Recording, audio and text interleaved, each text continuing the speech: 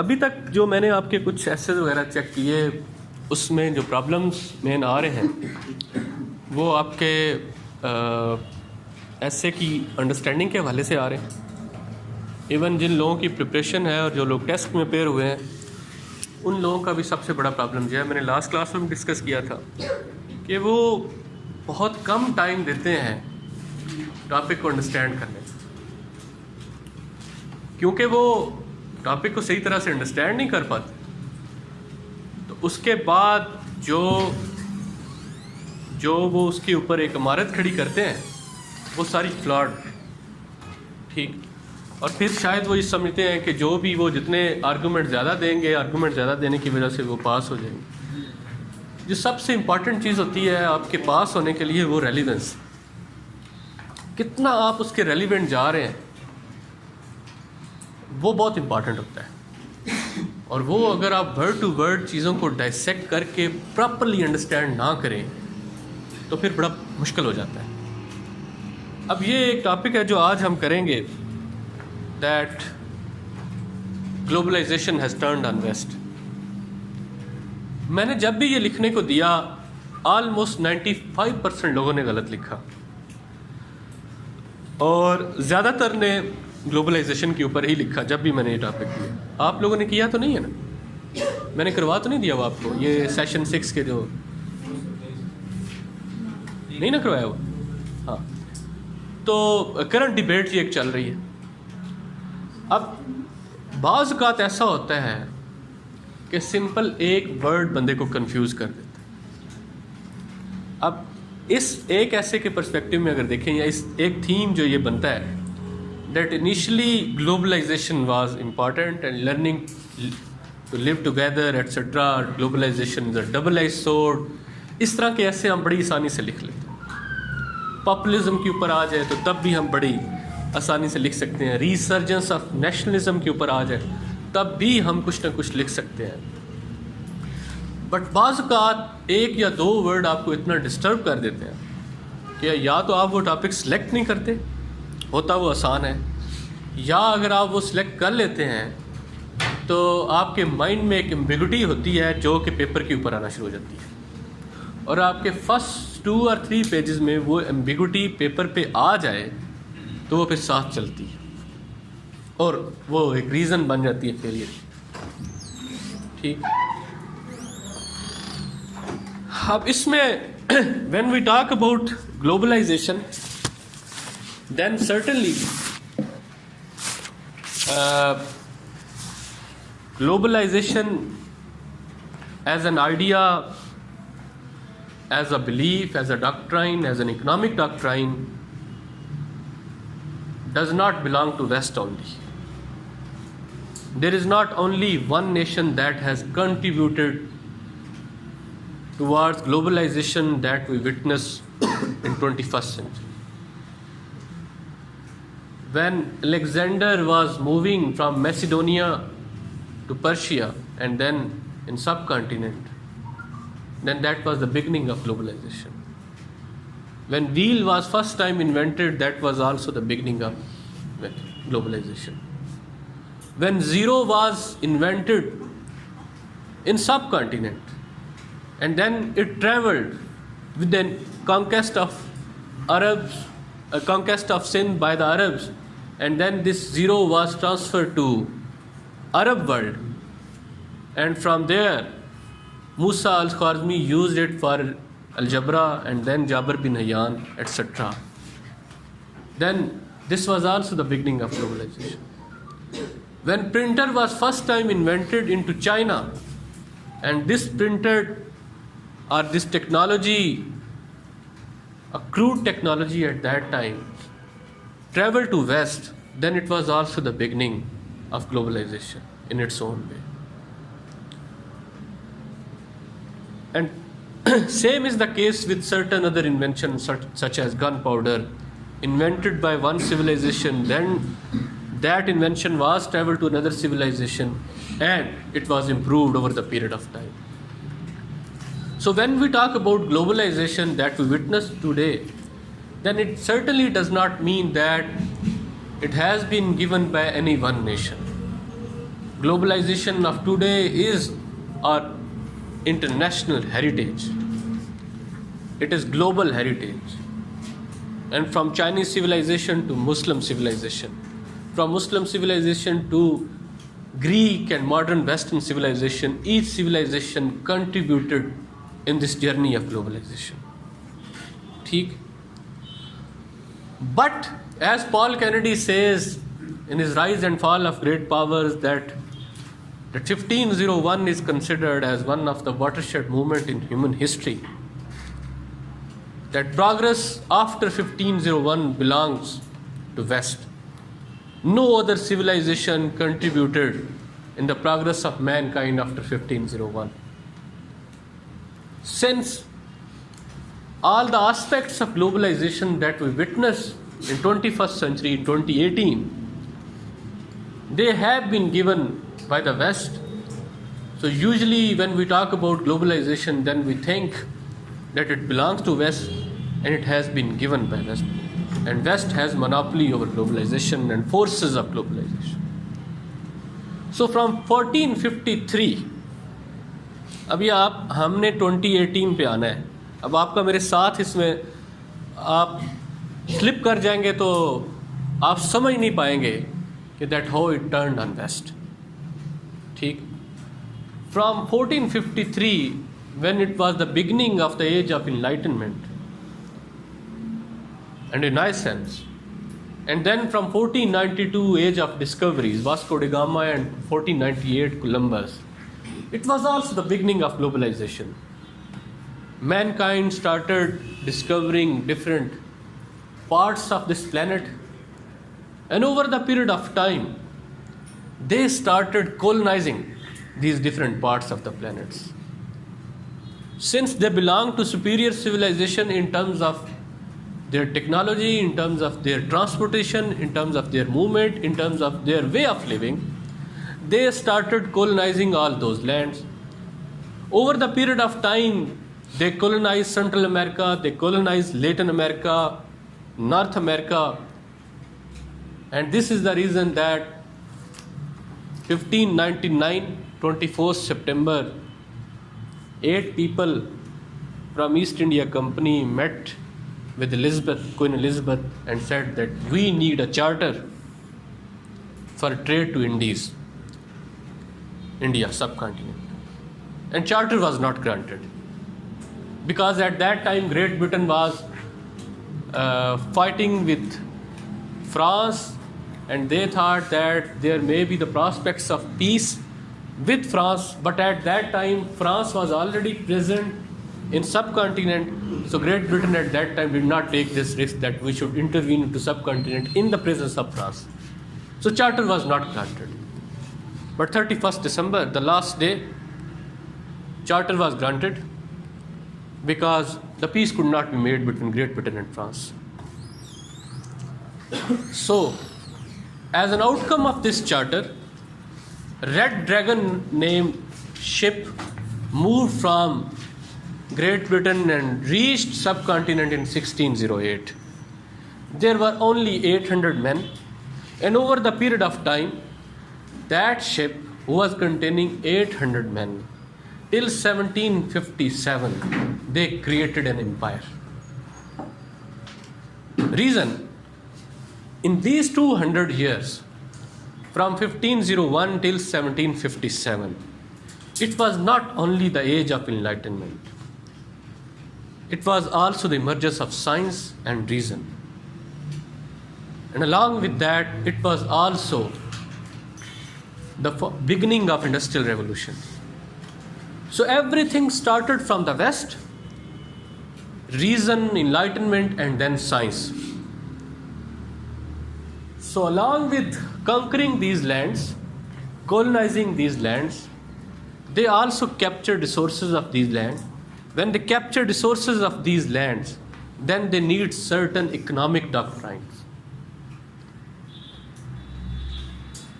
जब उनके पास resources इतनी abundance में आ गए, then Adam Smith came with his theory, laissez-faire, free trade, market economy.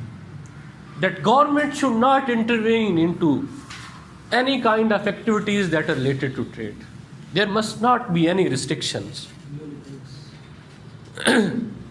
اس سے پہلے اور اس کے بعد 1776 میں یہ بک پبلش ہوئی, and in 1776 American Declaration of Independence was also signed.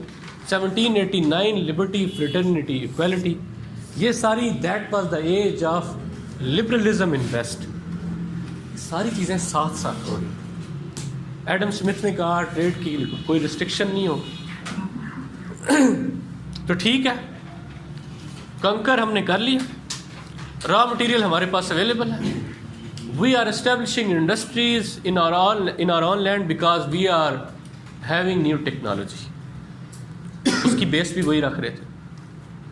So in all those colonized lands raw material was extracted and then it was sent to their real countries. وہاں پہ وہ سینڈ کیے. It was converted into finished goods, and then since their economic philosophies and doctrines had already started propagating that there will be no restrictions on trade and there will be no tariff or non-tariff barriers, customs, etc.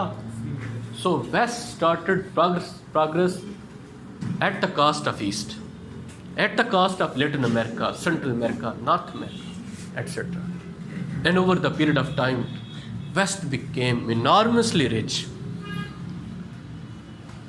and only from East India Company extracted almost 45 trillion from subcontinent.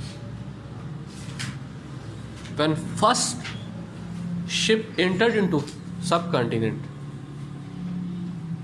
India contributed almost 27% of the world GDP. But after 300 years, when they left, India was almost contributing 3% of the total GDP. So this is how the forces of globalization extracted everything out of India. And not only India, from all other parts of the world. And in next 100 or 200 years, Great Britain was occupying almost 80% of the colonized world. And this also gave impetus to certain other nations such as Germany. They also, on the basis of their nationalism, that since we are a superior nation, انہوں نے بھی یہ کام شروع کر دیا. Italy انہوں نے بھی یہ کام شروع کر دیا. So in these 200 years, there was only one or two things, 2 or 3 doctrines.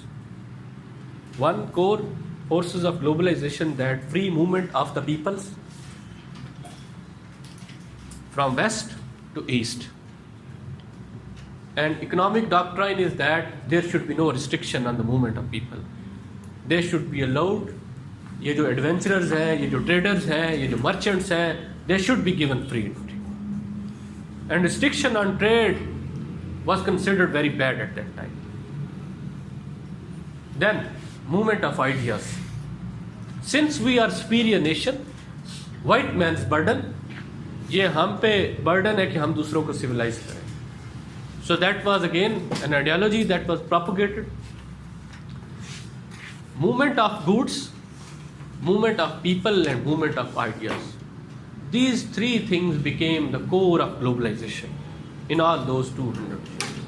And in 1907, when world was preparing for First World War and nationalism was at its peak, but at the same time, forces of globalization which integrate social, economic, political and cultural life, particularly trade, they were also at the peak. Technology change ہو رہی تھی, shift ہو رہا تھا.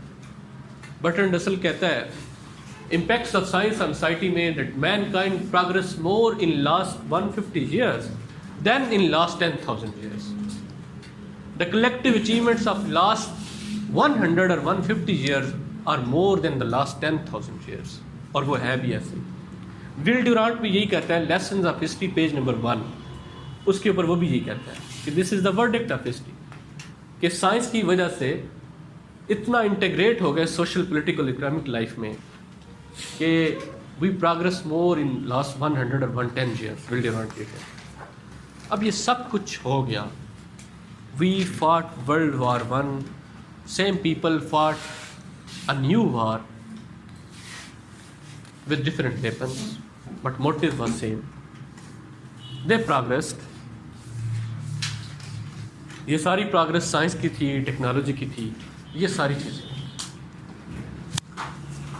اب اس کے دوران دنیا further integrate ہوتی رہی, سوشلی بھی, اکنامکلی بھی, کلچرلی بھی. کلچرل پینیٹریشن بھی آہستہ آہستہ اسٹارٹ ہوئی, اور موومنٹ ہماری overall toward positive side تھی. 1945 میں آفٹر ورلڈ وار 2 ہم نے universal charter of human rights بھی دے دیا, یونائٹڈ نیشن بھی کریٹ ہوگی, اس طرح کی چیزیں ہوگی. تو گلوبلائزیشن اب اپنی پیک کی طرف جا رہی تھی, گلوبل انسٹیٹیوشن اسٹیبلش ہو رہے تھے. ورلڈ وار 2 کے بعد International Monetary Fund, World Bank, United Nation, اس طرح کے انسٹیٹیوشن بھی آ گئے. تو اس سے فیل ہونا شروع ہو گیا کہ ایک گلوبل ورلڈ جو ہے وہ ایمرج ہو رہی. اب مین وائل کیا ہوا کہ کرائسس آنا بھی اسٹارٹ ہوا. 1970s میں کرائسس آئے, اس سے پہلے گریٹ ڈپریشن 1929 میں آئی. 1957 میں یورپین اکنامک کمیونٹی بن گئی. 1998 میں یورپین یونین بن گئی. 28 countries of the Europe who had been fighting with each other in last 1000 years, they were at peace. They removed all kinds of border and they created a single currency and a single zone without any kind of restrictions on trade. But 2007-8, with the crash of Lehman Brothers, property market crisis in United States of America, that created fissures in European Union also and gave a great shock to global economy.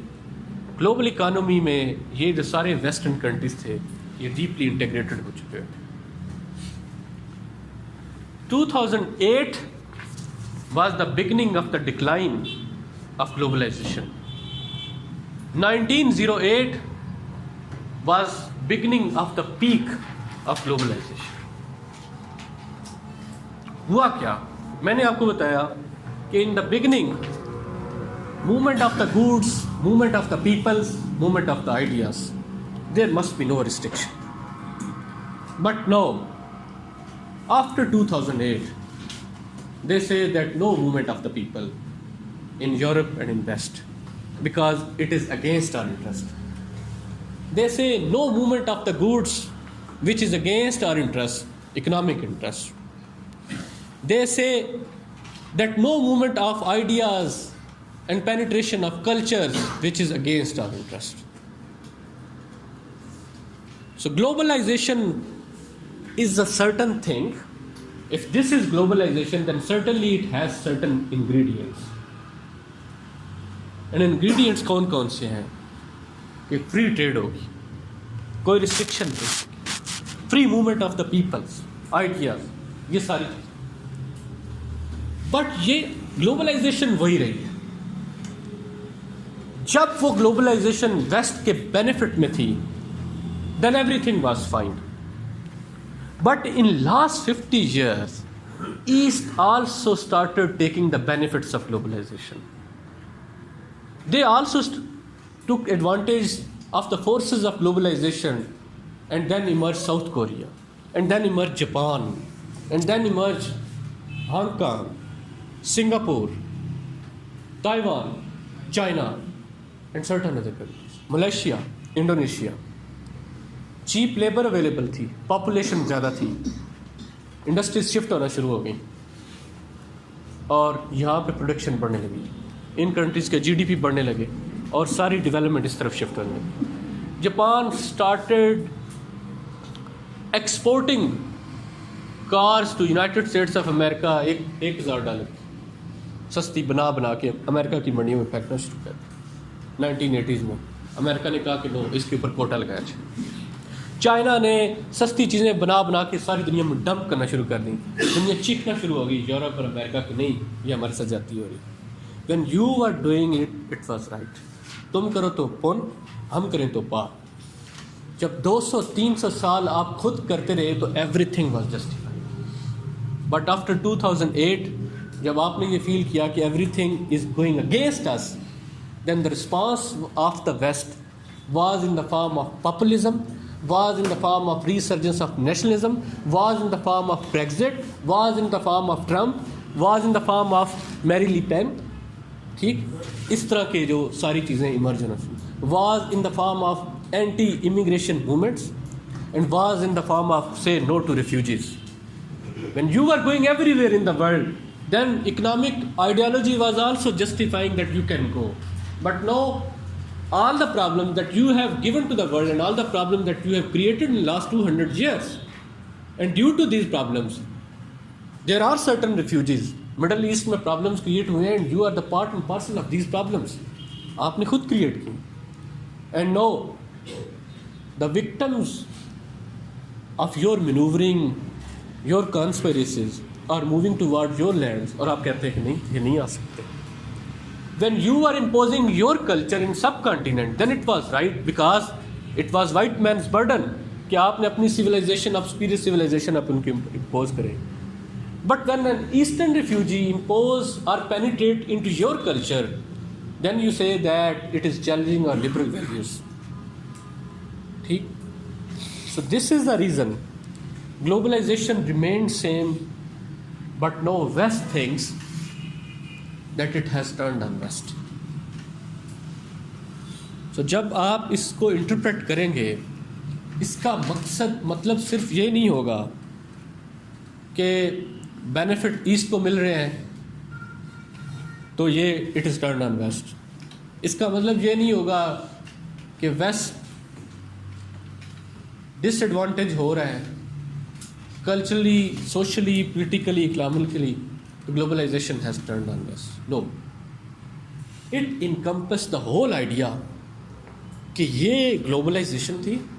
It started giving benefits to West. West extracted everything out of globalization. Over the period of time, the same principles started giving more benefit to East and certain other countries of the world. And with the emergence of globalization, certain global problems emerged. And now West says that we may get benefits, we are the part of, مطلب ہم جو سارے benefits ہم نے لے لیے اس کا تو ہم پاس ہیں, لیکن اس سارے کی وجہ سے جو مسئلے ایمرج ہو رہے ہیں اس کا ہم حصہ نہیں. تو ویسٹ کا سارا جو رسپانس ہے وہ پھر نیگیٹو آتا ہے. جب گلوبلائزیشن کی وجہ سے انوائرمنٹ کے کرائسس آتے ہیں تو they say we will not become the part of Paris peace summit. ٹھیک, we are not with them. جب گلوبلائزیشن کی وجہ سے گلوبل ٹیررزم ایمرج ہوتا ہے تو وہ کہتے ہیں کہ this is not our product and this is not our business. جب گلوبلائزیشن کی وجہ سے امیگریشنز ہوتی ہیں تو وہ کہتے ہیں کہ نہیں, اپنے دروازے بند کر دو, we are not responsible for that. ٹھیک, تو اب اوور آل جو دنیا میں ویسٹ کا رسپانس آ رہا ہے وہ اس وجہ سے آ رہا ہے کہ they think that the very principles of globalization they are turning against West. اب جو بھی ہے, اب وٹ آر دا کازز, کیا وجوہات ہے کہ یہ سب کچھ انہیں اب برا لگ رہا ہے. ریزن, جب یہ ساری چیزیں ہو رہی تھیں تو ظاہر ہے چیپ لیبر وہاں پہ اویلیبل ہے تو چیزیں وہاں پہ سستی بنیں گی, ان کو ایک کمپیریٹیو ایڈوانٹیج ملے. یہ ٹیکنالوجیکل ایڈوانٹیج ان کے پاس 100 سال 200 سال پہلے تھا. اب وہ ٹیکنالوجیکل ایڈوانٹیج بھی اتنا نہیں رہا, اب وہ لیبر کا ایڈوانٹیج بھی نہیں رہا. پاپولیشن ان کی بالکل فریز ہو گئی, اسٹیگنٹ ہو گئی, جبکہ ایسٹ میں پاپولیشن بہت زیادہ تھی. وہ ایڈوانٹیج بھی ان کے پاس نہیں رہا. ٹیکنالوجی یہ جو ہے you can not stop it. The forces of globalization are irreversible and inevitable. You cannot stop them. تو یہ اگر ایک کی ایکسیس میں ہے تو پھر یہ سب کی ایکسیس میں جائے گی. اگر یہ ایک کو فائدہ دے رہی ہے تو پھر یہ سب کو فائدہ دے گی, اگر ایک کو نقصان دے رہی ہے تو پھر سب کو نقصان دے گی. اس کی وجہ سے overall, since they were not accustomed to the harms and disadvantages of globalization, the very principles جن کو وہ 200 سال پراپوگیٹ کرتے رہے. دیکھیں, آپ نے گوگل کیجیے گا واشنگٹن کنسنسس. ٹھیک, اب اس کے جو ڈاکٹرائنس ہیں وہ وہی ہیں جو گلوبلائزیشن کے، free market economy, deregulation, privatization etcetera. یہ وہ ساری چیزیں ہیں جو 200 سال ویسٹ پروپیگیٹ کرتا رہا. اب since 2008 West is moving away from these core principles of globalization and these core principles of their own ideology. اب وہ کہتے ہیں کہ نو فری ٹریڈ، اب وہ کہتے ہیں نو movement of the goods and people, ٹھیک ایٹسٹرا. جہاں پہ وہی پالیسی ہوگی جو صرف اور صرف ان کے ایڈوانٹیج میں ہے، ادروائز نو. یہی وجہ ہے کہ پھر آپ کے یورپ میں جو لاسٹ کلاس میں نے وہ ایسے دیا تھا that born out of liberal values European Union is at the verge of disintegration. وہ یونیورسل لبرل ویلیوز وہ وہی تھیں جو ساری گلوبلائزیشن کی تھی. ٹھیک، اب وہ ویلیوز چیلنج ہو رہی اور یورپین یونین ڈس انٹیگریٹ ہو رہی. سوائے چند کنٹریز کے باقی سارے کنٹریز میں نیگیٹو ٹینڈنسیز ہیں اور ویسٹ کا رسپانس نیگیٹو ہے. تو اس ایسے میں اگر اس طرح کا کوئی بھی ایسے آ جاتا ہے تو آپ کو جو 2-3 چیزوں کا پتہ ہونا چاہیے. ریڈنگ تو میں اس کے اوپر سینڈ کر دوں گا، آپ کے بیسک آئیڈیاز ڈیولپ ہو جائیں گے. بٹ آپ کو جن چیزوں کا پتہ ہونا چاہیے وہ یہ ہے کہ what was the journey of globalization, whether it is entirely western اور انٹائرلی ایسٹرن اور it is a global heritage. ٹھیک. سیکنڈ، اس کے بعد what are the core principles of globalization, آپ کی انڈرسٹینڈنگ ہونی چاہیے. How these core principles of globalization benefited West till 20th century. How these core principles had been utilized by the Eastern countries and they got benefit from these principles. And how in 21st century, the very principles of globalization, when they gave benefits to Eastern countries, West considered that globalization has turned on West and they gave a negative response, which should not have been. Negative response ہے اور mix response ہے. Compare کریں between Angela Markle and Trump تو آپ کو 2 طرح کے response نظر آتے ہیں، ایک وہ جو نیشنلزم کی فارم میں اور ایک وہ جو گلوبلائزیشن کی فارم. اینجلا مارکل ہر ایک کو ایکسیپٹ کر رہی ہے، وہ سیریا سے ریفیوجیز ہوں یا پاکستان سے بھی جا رہے ہیں لوگ، وہ ہر ایک کو ایکسیپٹ کر رہی ہے because she is thinking about next 100 years, because she thinks that future of the world lies in globalization. These temporary resurgence of nationalism will not give any solution to the global problems of the world. And global problems کیا ہے؟ Last time میں نے شاید ان لوگوں کو کروایا تھا، آپ لوگوں کو میں تھوڑا سا اس میں فردر ایڈ کر دیتا ہوں کہ جو کرنٹ ڈبیٹ ہے وہ یہ ہے، پی ایم ایس میں بھی ایسے آ چکا ہے اس کے اوپر، does resurgence of nationalism give solution to the global problems or it is a temporary escapist indulgence. اب وہ کیا ہے؟ سمجھ آ رہی ہے نا آپ کہ نہیں آ رہی؟ پکی بات میں یہ کہہ رہا ہوں کہ اب جو لیٹسٹ ڈبیٹ چل رہی ہے، اس ساری ڈبیٹ کو جب ہم سم اپ کریں تو اس کے بعد ایمرجنس نیشنلزم یورپ میں، امریکہ میں، وہ کیوں ہے؟ بیسیکلی تو نیشنلزم اینڈ گلوبلائزیشن آپس میں اینٹی اپوزٹ ہے، they can not coexist. تو یہ جو نیشنلزم ہے it means when globalization started hurting West, negative جو سارے کانسیکوینسز تھے in terms of environment, in terms of immigration, in terms of culture, in terms of economy. ٹھیک. تو اس کے رسپانس میں انہوں نے کیا رسپانس دیا؟ رسپانس یہ ہونا چاہیے تھا that the problems of globalization can be solved by more globalization, but the response was in the form of nationalism. And then we say that does this emergence of nationalism in western Europe give solution to the most important global problems of 21st century. And what are the most important global problem? وہ کیا کیا ہے؟ وہ یہ ہے سب سے بڑا problem climate change. Does this emergence of global problem this emergence of nationalism. یہ پیچھے ہے نا چیز.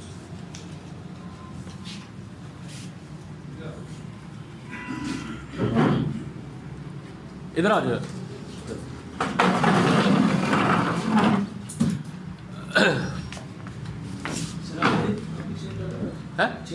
نہیں مجھے اچھا وہ گلوبل پرابلمس کیا ہے. Climate change. Pakistan is having fear of India since 1947. ایسے ہی ہے نا. We became security state, we became part of SEATO and CENTO. Over the period of time we realize that this is a great fear and we look everything through the prism of India and we see India as a great threat to our security. And we formulate our foreign policy and everything through this Indian prism. But Maldives says that we do not have any kind of threat from India, from Pakistan, and from various other countries of the world. The greatest threat that we are facing is climate change because we will be sinking. Hum doob jayenge. So Maldives will be thinking about its survival in the context of environment. And Anatol Lieven says on his Pakistan, a hard country, page number 3, that the greatest threat that Pakistan will have in next 30 or 40, 50 years that may become an existential threat to Pakistan, that is not terrorism, that is not extremism, that is climate change. Because Pakistan may be facing certain existential threats. So the world is facing climate change problem, and in next 70 years there may be an ecological collapse. This biosphere may crumble. So does nationalism give solution to this problem that climate change will ultimately destroy almost half of the world? Since nationalism has a very narrow focus and they think about themselves only, not about all other nations. So each nation will be thinking, Pakistan will be thinking only about India, not about Maldives. Pakistan will not think about any country that is Africa that might be having certain environmental problems. Siberia جب environmental climate change کے بارے میں سوچے گا وہ کہے گا کہ اچھا ہے ہو جائے, کیونکہ سائبیریا تو بڑا ٹھنڈا علاقہ ہے, وہ زرخیز ہو جائے. So each country has its own interest. Nationalism does not give any solution to this global problem. تو نہیں. Next, nuclear warfare. آئنسٹائن نے کہا تھا that third war might be fought with وہ یا ادھر بیٹھتے ہیں یہ ہے نا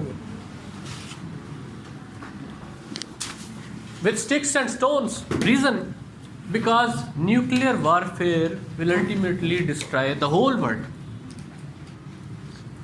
اب اگر ایسا ہوگا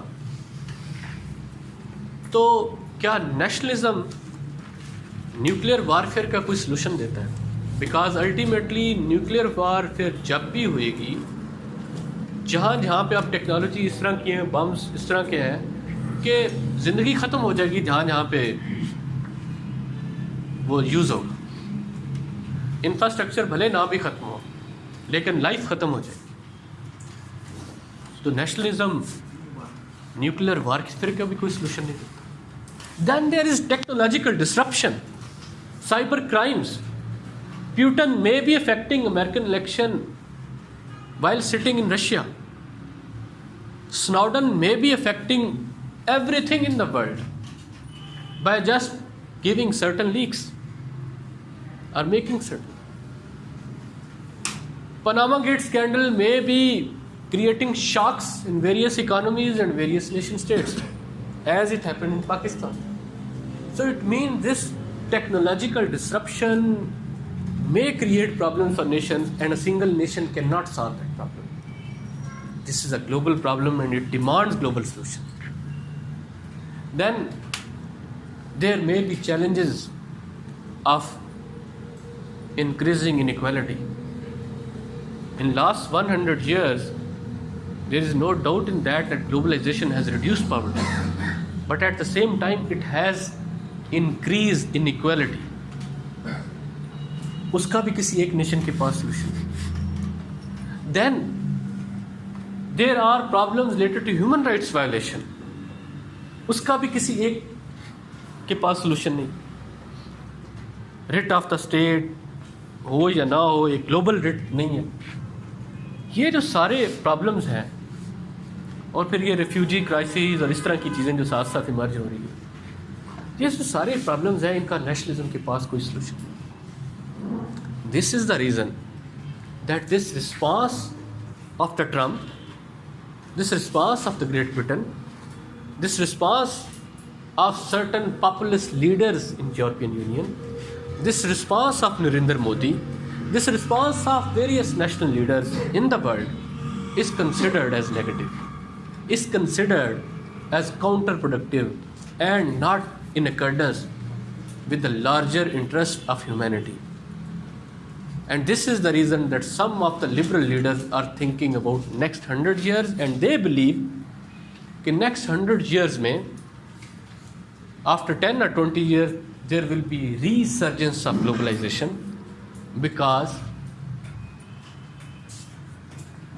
globalization is an irreversible, inexorable and inevitable process. اس کو نہ کوئی روک سکتا ہے, نہ کوئی موڑ سکتا ہے, اور الٹیمیٹلی جو پرابلمز ہمارے پاس آ رہے ہیں ان کا سلوشن بھی گلوبلائزیشن میں ہوگا, نہ کہ نیشنلزم. جی,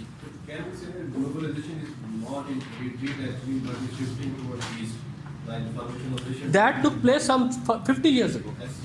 ٹھیک ہے, 1970 سے یہ اسٹارٹ ہو گیا تھا, that it was shifting towards asset.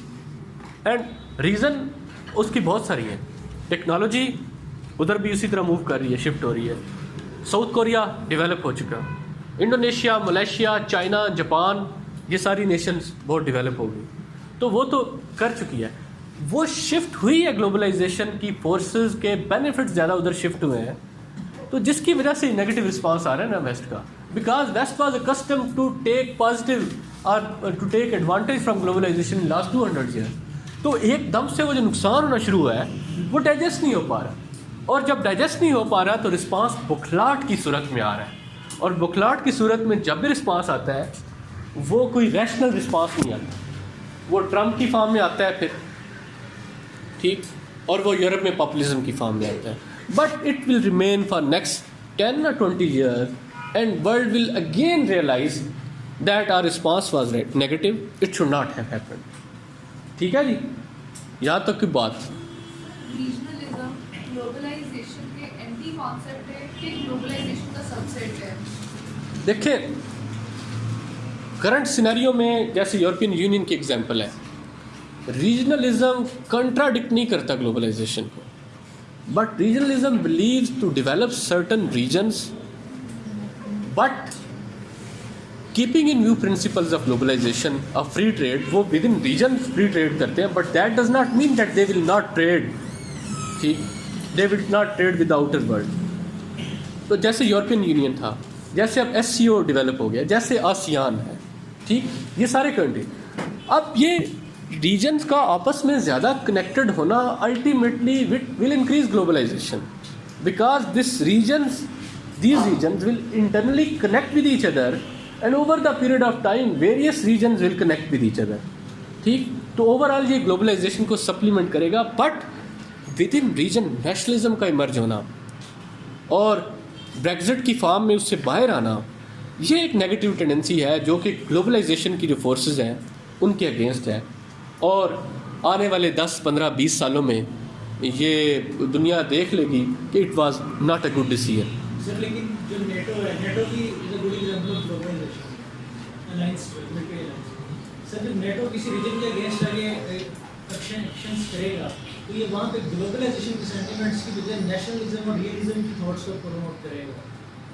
کیسے سر اگر نیٹو کسی مڈل ایسٹ میں جا کے سپوز کسی کنٹری کو بارڈر کرتے ہیں یا انہیں نقصان پہنچاتے ہیں, سر وہ اپنا ڈیفینس لینے کے لیے ایک نیشنلزم کے پرسپیکٹیو کے اندر اسٹینڈ ہوگی, وہ دونوں چیزیں ایک دوسرے کے اینٹی جائیں گی. یہاں پہ تو گلوبلائزیشن نہیں, جب بہت ساری کنٹریز ہوں گی تو نیشنلزم ایک کیسے آ سر نیٹو US کے لیے ایز اے ٹول یوز کر رہے ہیں نا اس کو, تو وہ یہ کہہ رہے ہیں کہ اب تو ود ان نیٹو اس کے ڈفرینسز اسٹارٹ ہونا شروع ہو گئے.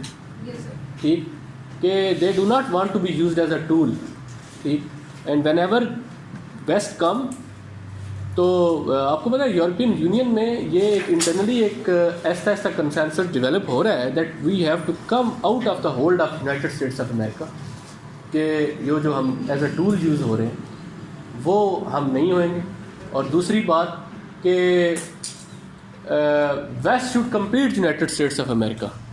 ٹھیک ایک اپنا ایک الگ بلاک کے طور پہ, نہ کہ ایز اے ٹول یوز ہو.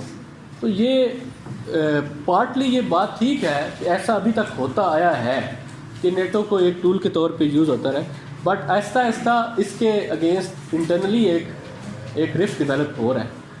لیکن نیٹو تو ایک ملٹری الائنس ہے, گلوبلائزیشن کی وجہ سے نہ مارکیٹ ہے نہ کوئی, جیسے یو این ہے, U N is a bigger organization. وہ اس کا صرف آتا ہے کہ جب کوئی بھی کانفلکٹ ہوتا ہے تو اس میں ایز اے بلاک وہ آتے ہیں. دوسرا, جب بھی کوئی اکنامک ایشو آتا ہے تو then west come as a bloc. ٹھیک, اس میں United States of America plus European Union. This is the reason that جب ہم پاکستان میں بھی کوئی ڈیسیجن لینا ہوتا ہے تو ہم امریکہ کے اگینسٹ کیوں نہیں لیتے, because America is not only West. ٹھیک ہے, اس میں پھر یورپین یونین بھی آتی ہے. یورپین یونین کے ساتھ ہماری سب سے زیادہ ٹریڈ ہے ایز اے بلاک, اور پھر وہ جی ایس پی پلس ٹریڈ ہے. تو پھر ہم کوئی بھی ایکشن لیتے ہیں تو اس کے جو نقصانات ہیں وہ ہمیں ویسٹ کے سارا رسپانس نیگیٹو آتا ہے. تو اس کی وجہ سے کریکس بیکاز وہاں ایران نے جیسے جے سی پی او اے میں وہ ایران سے امریکہ الگ ہو گیا, لیکن یورپین یونین سے come we still have the deal intact. ایسے ہی ہاں ایک ڈفرینس آیا تھا.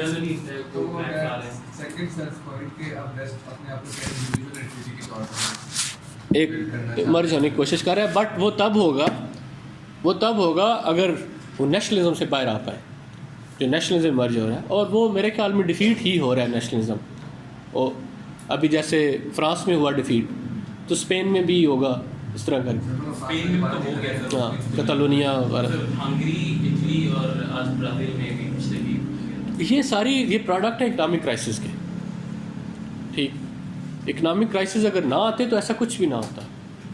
دا way they have face these economic crisis, 25% unemployment rate اور وہ ساری چیزیں, اس کی وجہ سے یہ پھر نیگیٹو ساری چیزیں ہیں. ہاں یو ایس کا ملٹری اور اکنامک فوکس ہے وہ یورپ سے ہٹ کے جب ایشیا سائڈ پر افریقہ سائڈ پہ گیا ہے, اور انویسٹمنٹ اور سارے جو ان کو کمپنسیشن اور دوسری چیزیں ملتی ہیں, تو اس وجہ سے بھی یورپ میں یہ جو سینٹیمنٹ اور خود کو اوپر لے کر آنے کا سارے سینٹیمنٹ ایسے ہی بالکل, یہ ایک ویلڈ آرگومنٹ.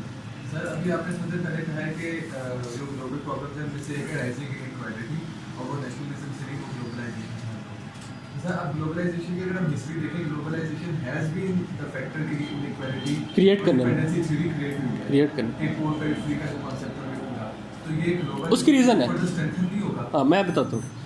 بات یہ ہے کہ we learn lesson over the period of time, we commit certain mistakes and then we learn, we conclude certain things. In last 200 years there is no doubt that poverty was reduced and inequality increased. But first milestone that was achieved, that was in the form of poverty, and that was the greatest threat. وہ زیادہ بڑا مسئلہ تھا. اب دوسرا مسئلہ آتا ہے due to uneven sharing of the benefits of globalization. ٹھیک, جس کی وجہ سے انیکوالٹی کریٹ ہوتی ہے. اس کا سلوشن بھی کسی ایک نیشن کے پاس نہیں ہے, because it is global inequality. ٹھیک, نارتھ ساؤتھ کے درمیان, within European countries, within eastern countries, country to country vary کر. اب جیسے اب چائنا کی اگر آپ بات کریں تو چائنا میں بہت انیکوالٹی, اور پاورٹی کی بات کریں تو چائنا نے دنیا میں سب سے زیادہ پاورٹی سے لوگ باہر آئے ہیں ان لاسٹ 100 ایئرس. ٹھیک, تو لاسٹ 30 ایئرس میں تو آئے نا 1978 کی ریفارمس کے بعد. تو اوور آل جب ہم لاسٹ 100 ایئرس کا کریں تو چائنا کے لوگ پاپولیشن زیادہ ہونے کی وجہ سے پاورٹی سے سب سے زیادہ باہر آئے. اور ابھی میں جب یورپ گیا تھا تو میں نے دیکھا ہر جگہ کے اوپر چائنیز آپ کو نظر آتے. آپ اٹلی میں جائیں تو ہوٹل انڈسٹری ان کے پاس, ریسٹورنٹ ان کے پاس, جہاں پہ جائیں ٹورسٹ دیکھیں تو چائنیز ہے. سوئٹزرلینڈ میں جائیں, جس کونے میں جائیں آپ کو کوئی اور بندہ نظر نہیں آتا, چائنیز نظر آتے ہیں. دنیا میں ہر 5 میں سے ایک بندہ تو چائنیز ہے. ٹھیک, ان اے ٹائم ول کم. ہاں اب نہیں ہے. ہاں اچھا, اب ہم آتے ہیں اس کے ذرا انٹروڈکشن کے اوپر، جو اصل بات ہے. یہ تو ساری ایک یوز لیس ٹاک تھی. پرابلم یہ ہے کہ مجھ پہ الزام لگایا جاتا ہے کہ میں انٹرو کے اوپر کچھ زیادہ ہی فوکس کرتا ہوں. دوسرا شاید ایک الزام یہ بھی لگایا جاتا ہے کہ میں کہتا ہوں کہ اگر ہفتہ بھی لگ جائے تو انٹرو کے اوپر فوکس کریں. If you are going to develop an introduction of an essay practice session میں، تو اگر آپ کو ایک اچھا انٹرو ڈیولپ کرنے میں ایک ہفتہ بھی لگ جاتا ہے تو کوئی بری بات نہیں. یہ آپ کے لیے نہیں ہے، یہ وہ ہے جو اپنا سفر سٹارٹ کر رہے ہیں. ٹھیک، اب آپ کے 2 ماہ رہ گئے جو 19 والے، آپ کو اس کے اوپر ایفرٹ کرنی ہے ڈیڈیکیٹڈ ہو کے، فوکس ہو کے، بیکاز آپ کا فیل اور پاس ہونا اس سے جج کیا جائے گا.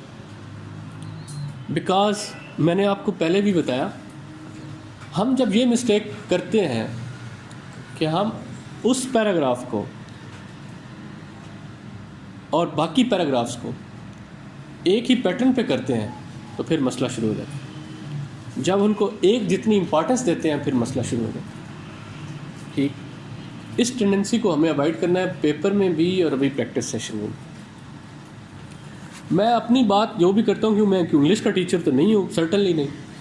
میں اپنے ایکسپیرینس پہ بات کرتا ہوں کہ میں نے ہر ایسے جو تینوں اٹیمپٹ میں پاس کیا وہ آن دا بیسس آف انٹروڈکشن تھا. دیٹ ڈز ناٹ مین کہ میں نے آگے غلط لکھا، بٹ میں اس کو دیکھتا، پہلے رف میں لکھتا تھا اور پھر میں اس کو نیٹ کرتا تھا. میں دیکھتا تھا میرے ideas, over all grammar mistakes, spelling, وہ آپ میں لیکنگ اس کنٹیکس میں کہ آپ اپنا لکھا بھی نہیں پڑھتے بعد میں، اور اس میں سرٹن گرامر مسٹیکس ہوتی ہیں، سینٹینس اسٹرکچر کی مسٹیکس ہوتی ہیں، وہ آپ اس کے اوپر فوکس نہیں کرتے.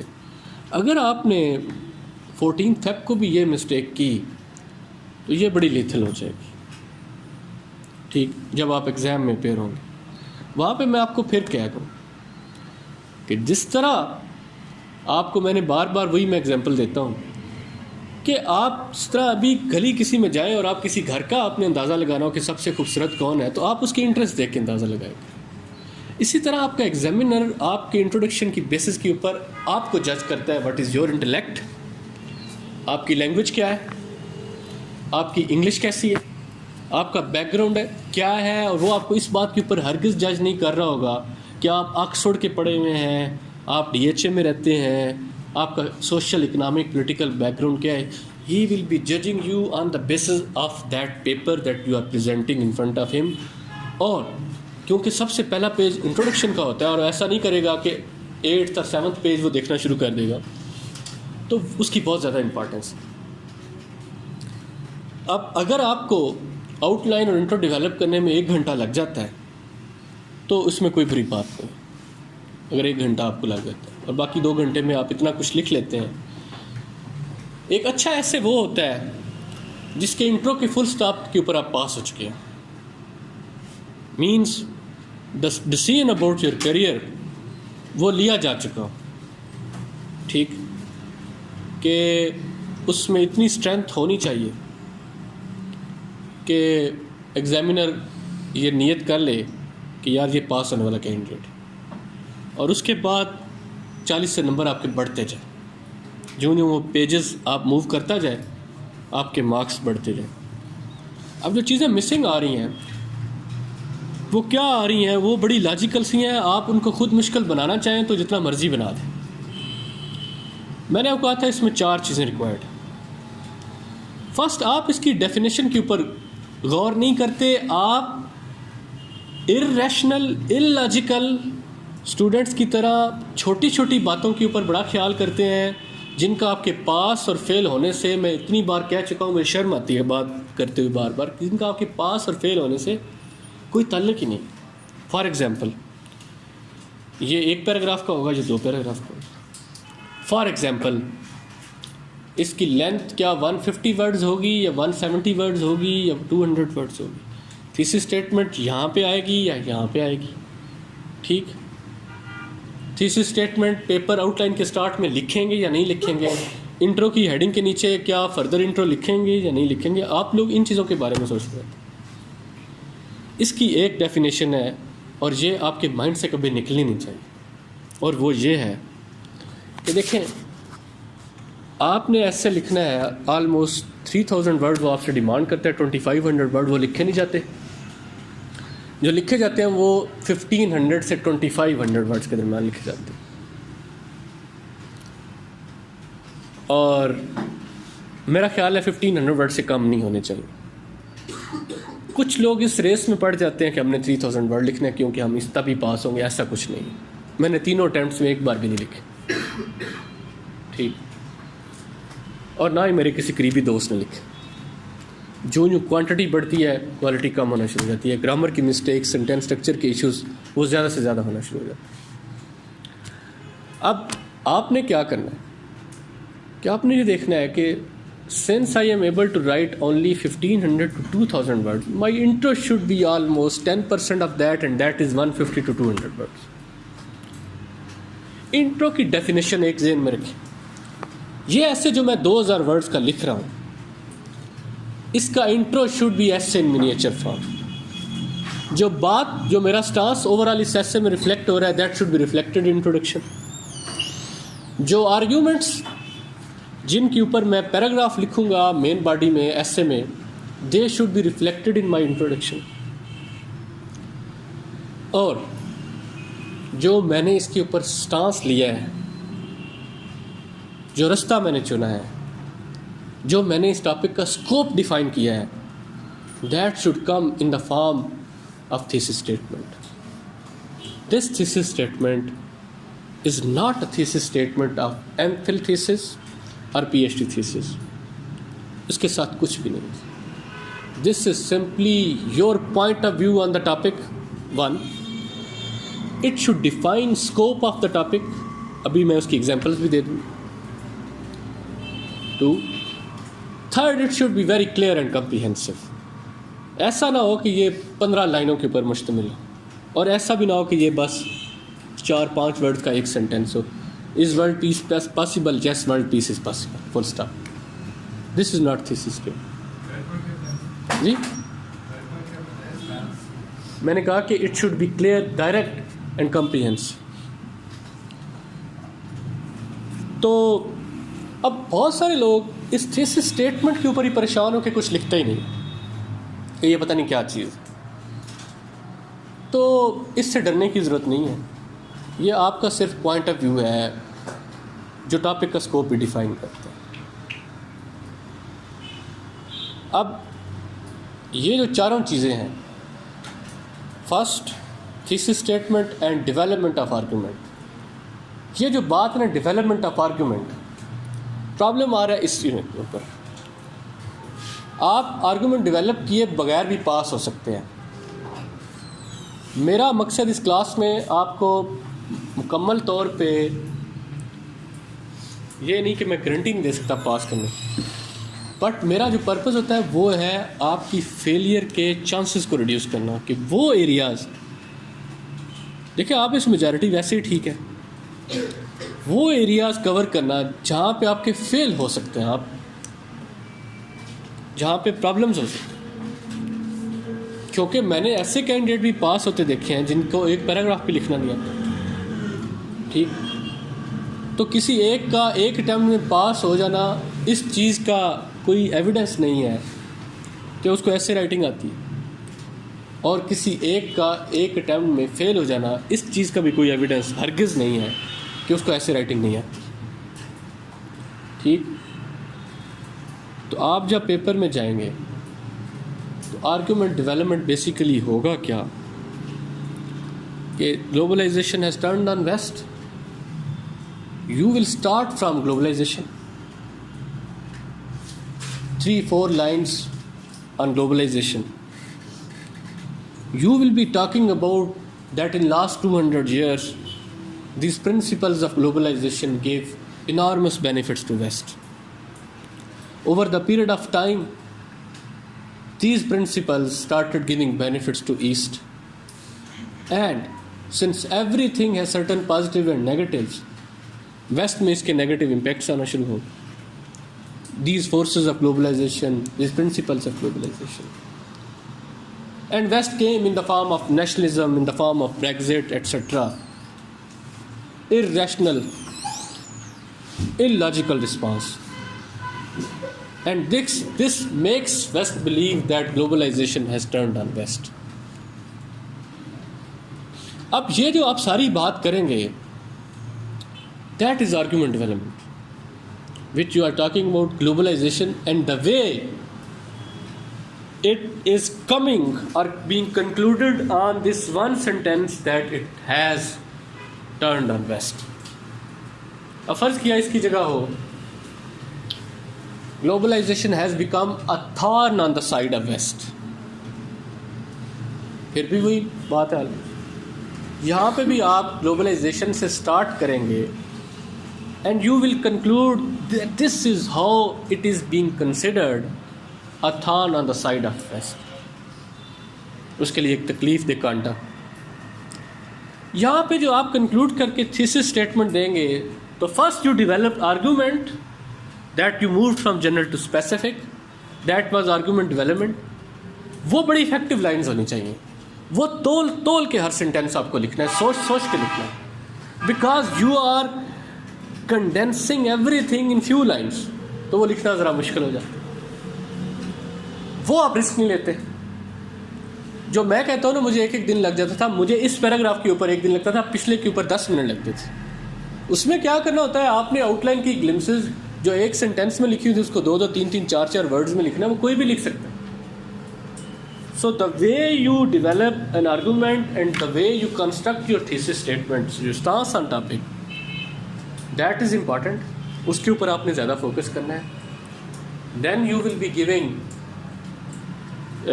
اس کے اوپر جو آپ کی آؤٹ لائن کی گلمسز ہیں. اور چوتھی چیز, ایسے کو آپ اگر کنکلوڈ کرتے ہیں تو آپ نے انٹرو کو بھی کنکلوڈ کرنا ہے. تو انٹرو کو آپ نے پراپرلی کنکلوڈ کرنا ہے, because definition of intro is S in miniature form and it should appear as a unit, it should appear as a self sufficient organism. ٹھیک,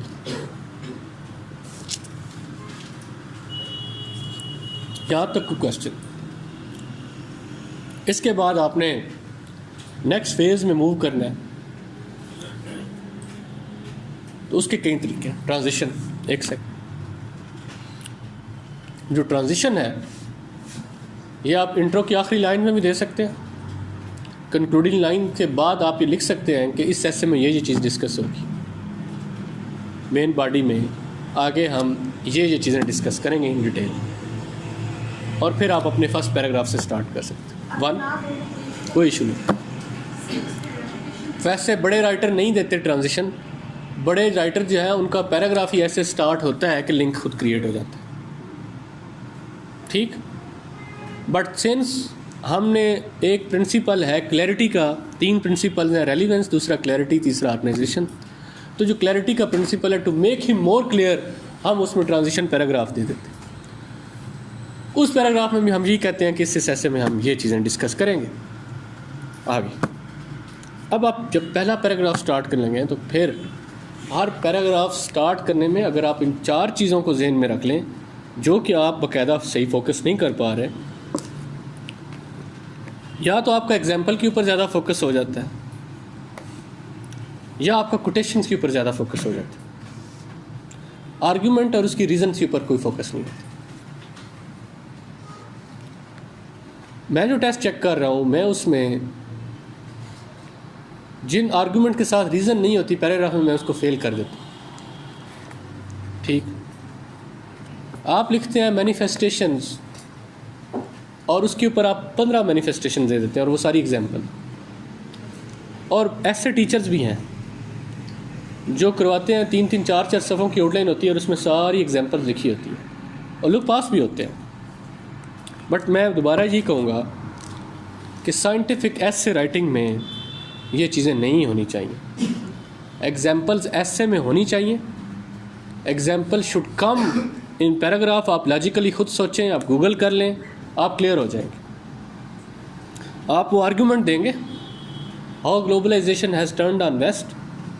آپ اس کے اوپر جب بات کریں گے تو آپ کہیں گے کہ امیگریشن کے جو کرائسز ہیں اس میں یورپین یونین میں فشرز کریٹ کیے, جس سے رسپانس نیشنلزم کی فارم میں آیا because they consider globalization is against them. یہ پورا ایک آئیڈیا ہے. اب یہ آئیڈیا آپ نے دے دیا, ریزنز آئیں گی ان دا فارم کہ why are you saying that. Why and how کو جب آپ ایڈریس کریں گے کہ that how immigration started hurting west and what was the response of the west, وہ آئے گا ریزنس. جب آپ ریزن کو سپورٹ کریں گے تھرو ایویڈنس تو وہ آئے گی یا ایگزامپل یا کوٹیشن یا فیکٹس. کوئی ایک ہے تو ٹھیک, ایگزامپل کنکریٹ, وہ نہیں تو کوٹ نہیں تو facts. And then you will conclude by making it relevant with your main topic. آپ ایسے ویکیوم میں اس کو کنکلوڈ نہیں کریں گے because that very paragraph was written for a purpose. اور پرپز کیا تھا کہ that you have to prove globalization has turned on west. ٹھیک, وہ اس کو اسی طرح پھر نیکسٹ پیراگراف, پھر تھرڈ پیراگراف. آپ ہر پیراگراف میں جب یہ چیزیں سامنے رکھیں گے تو ایسے رائٹنگ بڑی آسان بن جائے گی آپ کے لیے. تو کنکلوڈ جب آپ کریں گے ساری ڈبیٹ کو تو وہی انٹروڈکشن میں جو آپ نے سٹانس لیا تھا تھیسس اسٹیٹمنٹ, آپ نے اب اپنے آرگومنٹس کے تھرو اسے پروو کر دیا, تو ڈفرینٹ ورڈز میں آپ انہیں چیزوں کو دوبارہ لکھ دیں گے اور وہ کنکلوڈ ہو جائے گا. ٹھیک, آپ کا کیا کوشچن؟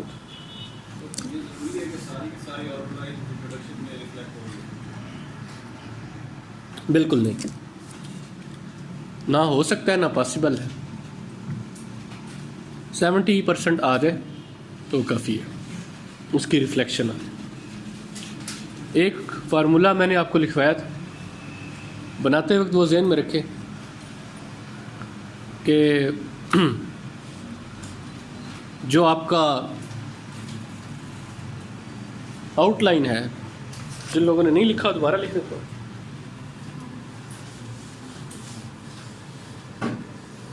اچھا, ایک چیز ذہن میں رکھیں, رات کو نا جب میں خبریں سن رہا تھا تو یہ ڈبیٹ چل رہی تھی, یہ ڈائلاگ, یہ ڈبیٹ ہمیشہ چلتی ہے اور پھر اس کے اوپر ایسے آ جاتا ہے اکثر. 2012 کی جو اٹیمپٹ تھی اس میں میں اور کریم داد جب تیاری کر رہے تھے تو ہم چھت پہ بیٹھ کے آؤٹ لائنیں بناتے تھے ایسے ہی دھوپ میں اسی سیزن میں.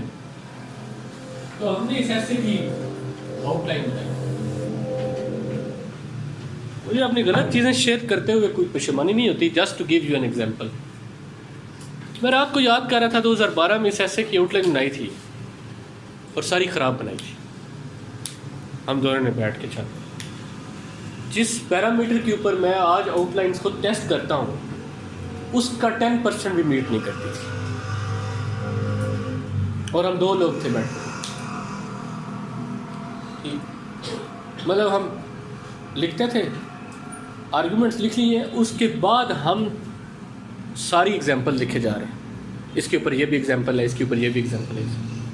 جو چیز آج میں خود ڈسکریج کر رہا ہوں 2011 میں کہ دسمبر میں وہ خود کر رہا تھا, but I learned over the period of time کہ یہ چیز غلط تھی, اور میں آپ کو بتا بھی رہا ہوں. پیپر میں ہم نے ایسا نہیں کیا. ٹھیک, وہ ایک یہ جو ایسے تھا تو اس پہ ہم نے, مجھے یاد ہے کہ جب ہم نے بنائی تھی تو وہ غلط بنی. ٹھیک, ہم اکثر یہ کر دیتے ہیں کہ بالخصوص میرا کوئی ایسا نہیں ہے کہ کوئی نیگیٹو. لمس کے جو اسٹوڈنٹس ہیں وہ یہ غلطی مسلسل کر رہے ہیں, اور وہ یہ کر رہے ہیں کہ ان کی آؤٹ لائن میں کیس ان پوائنٹس بہت زیادہ ہوتے ہیں. ٹھیک, اب جس بندے نے ان کو سکھایا تھا اس نے غلط نہیں سکھایا تھا. Over the period of time in last 4 and 5 years وہ میتھڈ ڈی جنریٹ ہو چکا ہے. اب پہلے اس کیس ان پوائنٹ کے ساتھ آرگومنٹ بھی ہوتا تھا, اب جو میں لمس کے بچوں کے پیپر چیک کرتا ہوں تو کیس ان پوائنٹ ہوتے ہیں, آرگومنٹ نہیں ہوتا. So I was also doing the same thing in 2011. ٹھیک, آپ نے جب اپنی آؤٹ لائن کنسٹرکٹ کرنی ہے تو اس میں یہ ذہن میں رکھیں کہ صرف ایگزامپلز نہیں ہونی چاہیے. آپ وہ ایگزامپلس کس آرگومنٹ کے انڈر دیں گے وہ آرگومنٹ ہوگا, اور آپ بریکٹ میں لکھتے ہیں کیس ان پوائنٹ یہ, تو آپ کا ایک اچھا امیج ڈیولپ ہو جائے گا. میرے پاس جہاں پہ میں فریزز دیتا تھا جب, تو میرے پاس جہاں پہ ایگزامپل ہوتی تھی تو میں لکھ دیتا تھا کیس ان پوائنٹ. جہاں پہ میرے پاس کوٹ ہوتی تھی تو میں آگے اس رائٹر کا ریفرنس دے کے برٹن رسل آگے اس کی بک کا ریفرنس دے دیتا تھا. ٹھیک, کہ میں نے اس کو کوٹ کرنا ہے فردر پیراگراف میں. اسی طرح جب آپ ادھر آؤٹ لائن میں آرگومنٹ دیں گے تو آپ آرگومنٹ اپنا لکھیں گے, چاہے فریز میں لکھیں چاہے self explanatory one liner sentence. ایک بات میں کلیئر کر دوں, پہلا میتھڈ ہوگا the best method of outline, یہ سیلف ایکسپلینیٹری.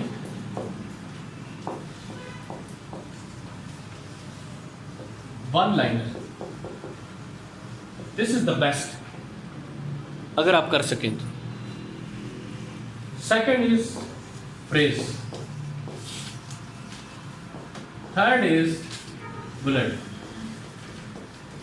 سب سے زیادہ کلیئرٹی اس میں آتی ہے آپ کیا کہنا چاہ رہے ہیں, اس لیے میں سب سے زیادہ ریکمینڈ اس کو کرتا ہوں.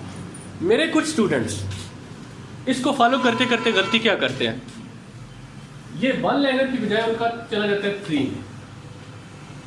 ٹھیک, اور جب وہ آؤٹ لائن بناتے ہیں تو وہ جب 15 سے 20 آرگومنٹ ہو تو تقریباً 60 سینٹینس بنتے ہیں. ان کو وہ صرف بنانے میں 1 گھنٹہ لگ جاتا ہے.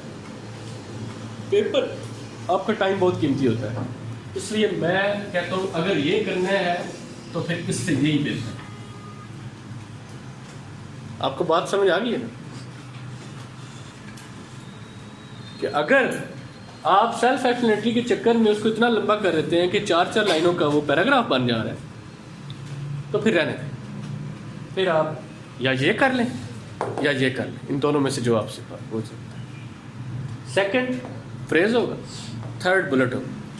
تو فارمولہ جو اس وقت بھی میں نے آپ کو کہا تھا وہ کیا ہوگا کہ آپ یہ جو ہے آپ کے آؤٹ لائن کا اگر سیلف ایکسپلینیٹری سینٹینس ہے اور وہ آپ 10 ورڈ میں لکھتے ہیں, آؤٹ لائن میں وہ آرگومنٹ 10 ورڈز میں آ رہا ہے, انٹرو میں وہ آنا چاہیے 3 سے 4 ورڈز میں, اس کی ریفلیکشن. اور ایسا بھی ہو سکتا ہے کہ آپ ایک سینٹینس میں 2 سے 3 آئیڈیاز کو سم اپ کر رہے ہو, پھر اگلا 7 کنیکٹ کر کے پھر 2-3 کو سم اپ کر رہے ہو, اور آپ کل 3 سے 4 سینٹینسز میں آؤٹ لائن کا مین چنک ہی کہہ دیتے ہیں. ٹھیک, یہ آ رہا ہے. یہاں پہ بھی آپ ایک غلطی کر رہے ہیں جو آپ نے خود ہی امپروو کرنی ہے, بس میں آپ کو بتا رہا ہوں کہ آپ غلطی کر رہے ہیں. وہ کیا کر رہے ہیں, یہ 10 ورڈز میں آپ نے لکھا ہوا ہے, آپ اس کو 10 ورڈز میں لکھ رہے ہیں, ادھر ترتیب سے آتے جا رہے ہیں اور آپ اس طرح پرنٹ کرتے جا رہے ہیں. تو it does not make any difference, not نہیں ڈیولپ ہو جاتی ہے, رائٹنگ کی بیوٹی ختم ہو جاتی ہے اور انٹرو بہت لمبا ہو جاتا ہے. تو یہ کوشش کریں اس کی ریفلیکشن 3 سے 4 ورڈ. یہاں پہ it will be in 100 words. وہ کیسے 10 ورڈ تو یہ چلیں چاہے اسی طرح آگے یا ڈفرینٹ ورڈز میں آپ جب آپ اس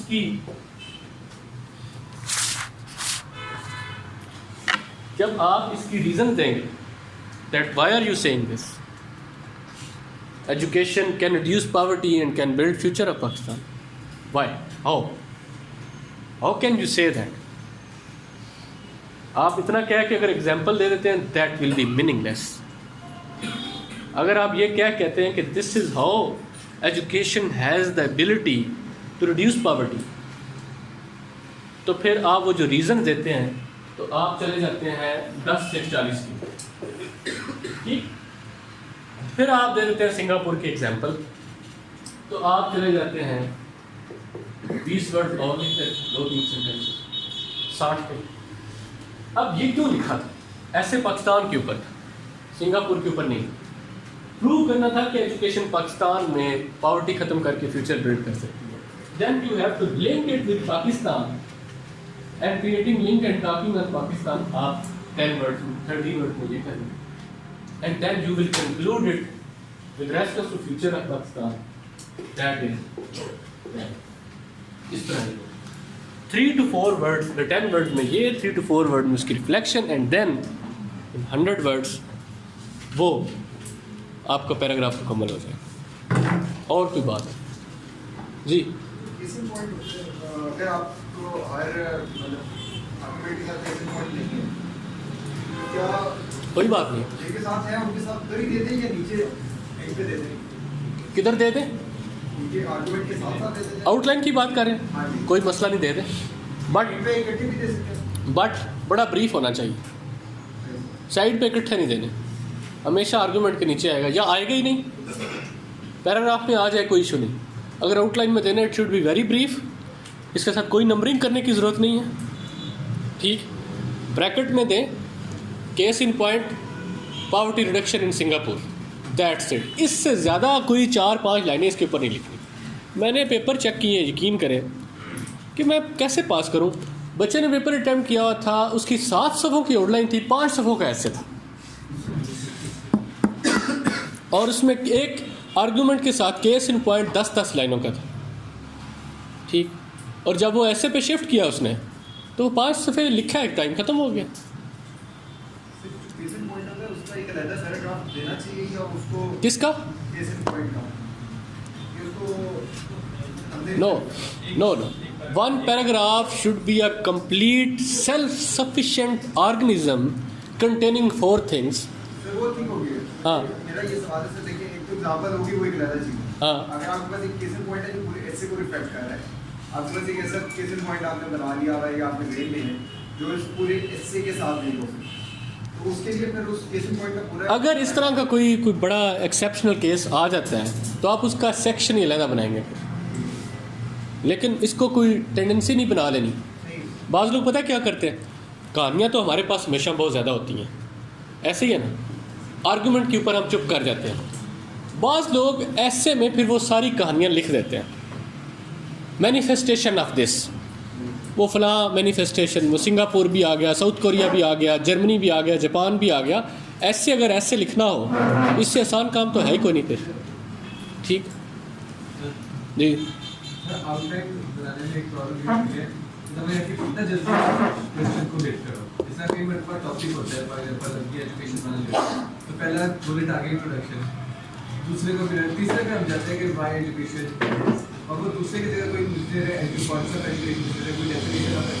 फिर तीसरा बुलेट कितना इंपॉर्टेंट होता है, फिर कोई जस्ट बेसिक एंड जस्ट मेरे ख्याल में नहीं, मुझे यकीन है, आप जितना जल्दी अपने मोस्ट रेलिवेंट पॉइंट की तरफ आएंगे उतना ही बेहतर हो. मैंने आपको थीसिस स्टेटमेंट समझाते हुए बताया था जब हमने दूसरा ऐसे किया था, इज़ वर्ल्ड पीस पॉसिबल. हमने कहा world peace is possible but road to world peace में बी रफ एंड टफ. ऐसे ही है ना. अब suppose you have 10 hours and you have to right an essay, तो आप इस तरह भी लिख सकते हैं, historical discourse of war and piece. ठीक, आपने इसके ऊपर लिख दिया और 5-7 सफ़े इसलिए लिख. आगे आप लिखते हैं Y piece is necessary for Mankind, और 5-6 रीज़न्स आप इसकी भी दे देते हैं. बट उसने ये नहीं पूछा, दोनों चीज़ें नहीं पूछी. अगर तो आप कोई थीसिस लिख रहे हैं या कोई इस तरह की चीज़, तो फिर तो ये चीज़ें बड़ी जायज़ हैं. बट आपके पास 3 घंटे हैं, उन 3 घंटों में 1 घंटा आपकी आउटलाइन और इंट्रो ले जाता है. दरअसल आपके पास 2 घंटे हैं. उन 2 घंटों में आप क्या 40 आइडियाज़ लिख के, जिसमें से आपके पहले 10-15 उसने डायरेक्टली आपसे पूछे भी नहीं हैं, तो वो जब आप उन 10 को जस्टिफाई कर पाएंगे तो टाइम रह जाएगा जस्ट 30 मिनट्स. तो इट मीन्स प्रैक्टिकली जब आप अपने मोस्ट रेलिवेंट पोर्शन के ऊपर आएंगे आपका टाइम ख़त्म हो चुका होगा. तो इसके लिए मैं ये कहता हूँ कि आप सबसे पहले मोस्ट रेलिवेंट चीज़ लिखें, उसके ऊपर आपके पास 8 से 10 आर्गूमेंट्स होने चाहिए. 8 से 10 आर्गूमेंट डेवलप करने के बाद आप काउंटर नरेटिव या काउंटर आर्गूमेंट या इस तरह की चीज़ के ऊपर आए. مطلب لاسٹ ٹائم میں آپ کو دیکھیں مجھے میرے ٹیچر نے جو سب سے پہلا سبق سکھایا تھا وہ ان سے ڈس ایگری کرنا تھا. ٹھیک, do not believe on the wisdom of teachers and there must not be any passive acceptance of wisdom of teacher, کہ جو اس نے کہہ دیا وہ حرف آخر ہو. ہمیشہ اپنے لاجک سے, اپنی کامن سینس سے, اپنی انڈرسٹینڈنگ سے اس کو ضرور سپلیمنٹ کریں. اب لاسٹ کلاس میں 4-5 دن پہلے ایک بچے نے پیپر اٹیمپٹ کیا ہوتا, جن کا وہ اسٹوڈنٹ رہا ہے وہ میری بھی ٹیچر رہی ہیں.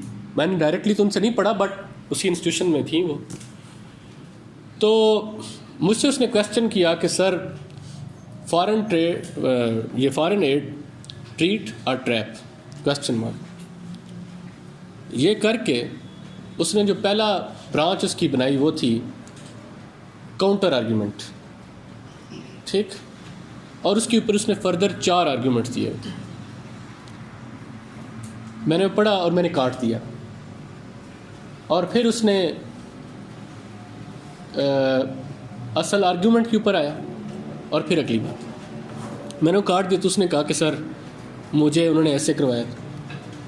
تو میں نے کہا کہ چلیں انہوں نے جیسے بھی کروایا ذرا بیٹھو لاجیکلی نا اس بات کو دو انسان جس طرح آپس میں بات کرتے ہیں نا اس کو ڈسکس کرتے ہیں اور پھر ہم ایک نتیجے پہ پہنچتے ہیں کہ ہم دونوں مائنڈ مل کے کیا سنتھسس ڈیولپ کرتے ہیں. تو میں نے اسے پوچھا کہ آپ کیا کہنا چاہ رہے ہیں, you want to say that it is a trap. کہتے جی میں یہ کہنا چاہتا ہوں that foreign aid is a trap. تو میں نے کہا کہ ٹھیک ہے, اگر آپ یہ کہنا چاہ رہے ہیں تو اٹ مینس آپ کا ایگزامینر آپ کو اس کی بیس کے اوپر جج کرے. ون, اٹ مینس آپ جو تھیسس اسٹیٹمنٹ ڈیولپ کریں گے وہ بھی اسی طرح کی ڈیولپ کریں گے. اور it means it is the most relevant portion. ٹھیک, اینڈ اٹ آلسو مینس کہ ریلیونٹ پورشن کو پھر وہ سب سے پہلے دیکھے گا. تو کہتا ہے یہ چاروں باتیں ٹھیک. تو میں نے کہا کہ پھر لاجک کیسے ہمیں یہ بتائے کہ اس کو پہلے آنا چاہیے کاؤنٹر آرگیومنٹ کو اور اس کو بعد میں آنا چاہیے جو آپ کا سب سے ریلیونٹ پورشن. کیا یہ لاجیکل نہیں ہے کہ کاؤنٹر آرگیومنٹ ہمیشہ آرگیومنٹ کے بعد آتا ہے؟ ٹھیک, وہ کاؤنٹر آرگیومنٹ نہیں کرتی. اسی وجہ سے جب ہم وہ ایک ٹیچر نے بتا دیا اور ہم نے پھر اسی کو فالو کرنا شروع کر دیا. اگر دنیا میں پلیٹو ساکریٹیز کو چیلنج نہ کرتا, one of the greatest student was challenging one of the greatest teacher, and same was the case with Aristotle, one of the greatest student again was challenging one of the greatest teacher. تو یہ challenging authority آپ پڑھیں برٹرنڈ رسل کا impacts of science and society chapter number 2, اس میں further ایک part ہے challenging authority. ٹھیک, مطلب آپ کو ایرسٹاٹل نے کہہ دیا کہ فیمیل مائس جو ہے اس کے دانت میل سے زیادہ ہوتے ہیں. تو آپ نے اس نے کہہ دیا عورتوں کے دانت مردوں کی نسبت کم ہوتے ہیں. 2-2.5 ہزار سال تک کسی انسان نے کسی عورت کا منہ کھول کے نہیں دیکھا کہ اس کے دانت کم ہوتے ہیں زیادہ ہوتے ہیں. ٹھیک, ہم نے کہا ایرسٹاٹل نے چونکہ یہ کہہ دیا تو وہ ایسے ہی چلتا ہے. اور بھی بہت ساری چیزیں ہیں جو ایرسٹاٹل نے بالکل کہہ لیں کہ فضول باتیں کی تھی. ہم 2-2.5 ہزار سال تک کہتے ہیں کہ یہ کیونکہ یہ ایرسٹاٹل نے کی ہیں تو یہ غلط نہیں ہو سکتا, ٹیچر غلط ہو سکتا. معاملہ یہ ہے کہ جب اس کو غلط کہا جاتا ہے تو کچھ ایگو اور غلط. ٹھیک, آپ اپنے انالیسس کریں, اپنا لاجک یوز کریں, you can also be right and more right. ٹھیک, آؤٹ لائن میں جو سیٹ ہے ایک ہی پارٹنر رکھنا چاہیے. اگر کوئی ایسی لائن آ جاتی ہے جس کو جو فریز میں ہمیں آ رہی ہے ون لائنر ہمیں زیادہ سوٹیبل نہیں کرنا, اس کا آپ کے پاس اور فیل ہونے سے کوئی تعلق نہیں. چاہے دونوں. لیکن اگر آپ فریز یوز کر رہے ہیں تو کوشش کریں پھر ساری فریز ہی. اگر آپ one liner self explanatory use کر رہے ہیں سینٹینس تو پھر اسی کو لے کے چلیں, اور اگر آپ بلٹس کر رہے ہیں تو پھر اسی طرح بلٹ. آپ کیا اگر خود سوچیں تو اگر اس طرح کی آؤٹ لائن ہو اور اگر آپ چیک کریں تو ایک جو ہمارا پرنسپل ہے آرگنائزیشن کا، تو ود ان آؤٹ لائن ہم کہیں گے نہیں کہ یار یہ کیسی ہاچ پاچ سی ہے، ڈس آرگنائز سی ہے، یہ پلیٹ میں رکھے ہوئے ان سیب کے ٹکڑوں کی طرح جس میں کوئی چھوٹا کوئی بڑا کوئی چھوٹا کوئی بڑا، تو it is not looking beautiful. تو اس لیے ہونے کو تو وہ ہو سکتا ہے، اس کا آپ اس سے فیل نہیں ہوں گے، اور خدا نہ خواستہ آپ ایسا ہوا ہے کہ آپ آؤٹ لائن بنانی بھول گئے ہیں اور ایسے آپ نے بڑا اچھا لکھ دیا، تب بھی آپ فیل نہیں ہوں گے. بڑے لوگ پاس ہوئے ہیں، ٹھیک. اس لیے ان چھوٹی چھوٹی چیزوں کے اوپر خود کو پریشان نہیں کرنا، but you have to reach till perfection کہ آپ زیادہ سے زیادہ اس کے قریب پہنچیں. سر اس میں یہ ورک پیس پاسبل تھا، اس کے اندر ایک آسپیکٹ ہے جو اکنامک، اس کے علاوہ پولیٹیکل سوشل کلچرل آسپیکٹ ہے. اب یہ کس طرح بیلنس کا چاہیے ہوتا ہے، یا فار ایگزامپل اگر ہمارا 50% ڈاکومنٹس ہیں اکنامک نیچر کی اور باقی 50% یا ہمیں بیلنس کرنا ہے؟ نہیں، ود ان سرٹن جو برانچز ہیں اس میں بیلنس کو نہیں کرنا ہوتا. بعض ایسے ہوتے ہیں جیسے گلوبلائزیشن ہے تو اس کے اکانومی کی طرف زیادہ آرگومنٹس ہوتے ہیں تو وہ آٹومیٹکلی طرف شفٹ کر جائے گا، ٹھیک. تو آپ اس کی نہ کیٹیگرائزیشن نہ کیا کریں، اکنامک سوشل پولیٹیکل، وہ اپنے ذہن میں کرتے ہیں. آپ اپنے ذہن میں بے شک کر لیا کریں. پیپر کے اوپر کرنے کا نقصان کیا ہوتا ہے؟ ہم چاہ رہے ہوتے ہیں کہ وہ جو پرنسپل ہے اس کے مطابق most relevant and effective argument should come in the beginning. اب یہ اکنامک ہے، یہ پولیٹیکل ہے، یہ سوشل ہے. اس میں آپ کے پاس 3 آرگومنٹس ہیں، اس میں 3 ہے، اس میں 3 ہے، 9 ہو گئے ٹوٹل.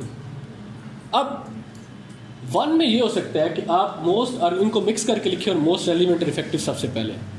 لیکن اس میتھڈ میں کیا آئے گا کہ یہ اس کا اکانومی کا argument number 3 is not as much relevant that it should be given place number 3، ٹھیک. تو اس سے سٹارٹ میں وہ آرگومنٹ ویک ہوتا ہے، تو اوور آل اپنے حصے کو سٹارٹ میں ویک کر رہا ہوتا ہے بندہ. تو میرے خیال میں آپ اوپر ایک مین ہیڈر بنائیں، ٹھیک، جنیرک سا، اور اس کے نیچے آپ فردر اپنے ڈفرینٹ آرگومنٹس لیتے جائیں in terms of their importance. جو آج نو آرگومنٹ ہاں. ہے ان کو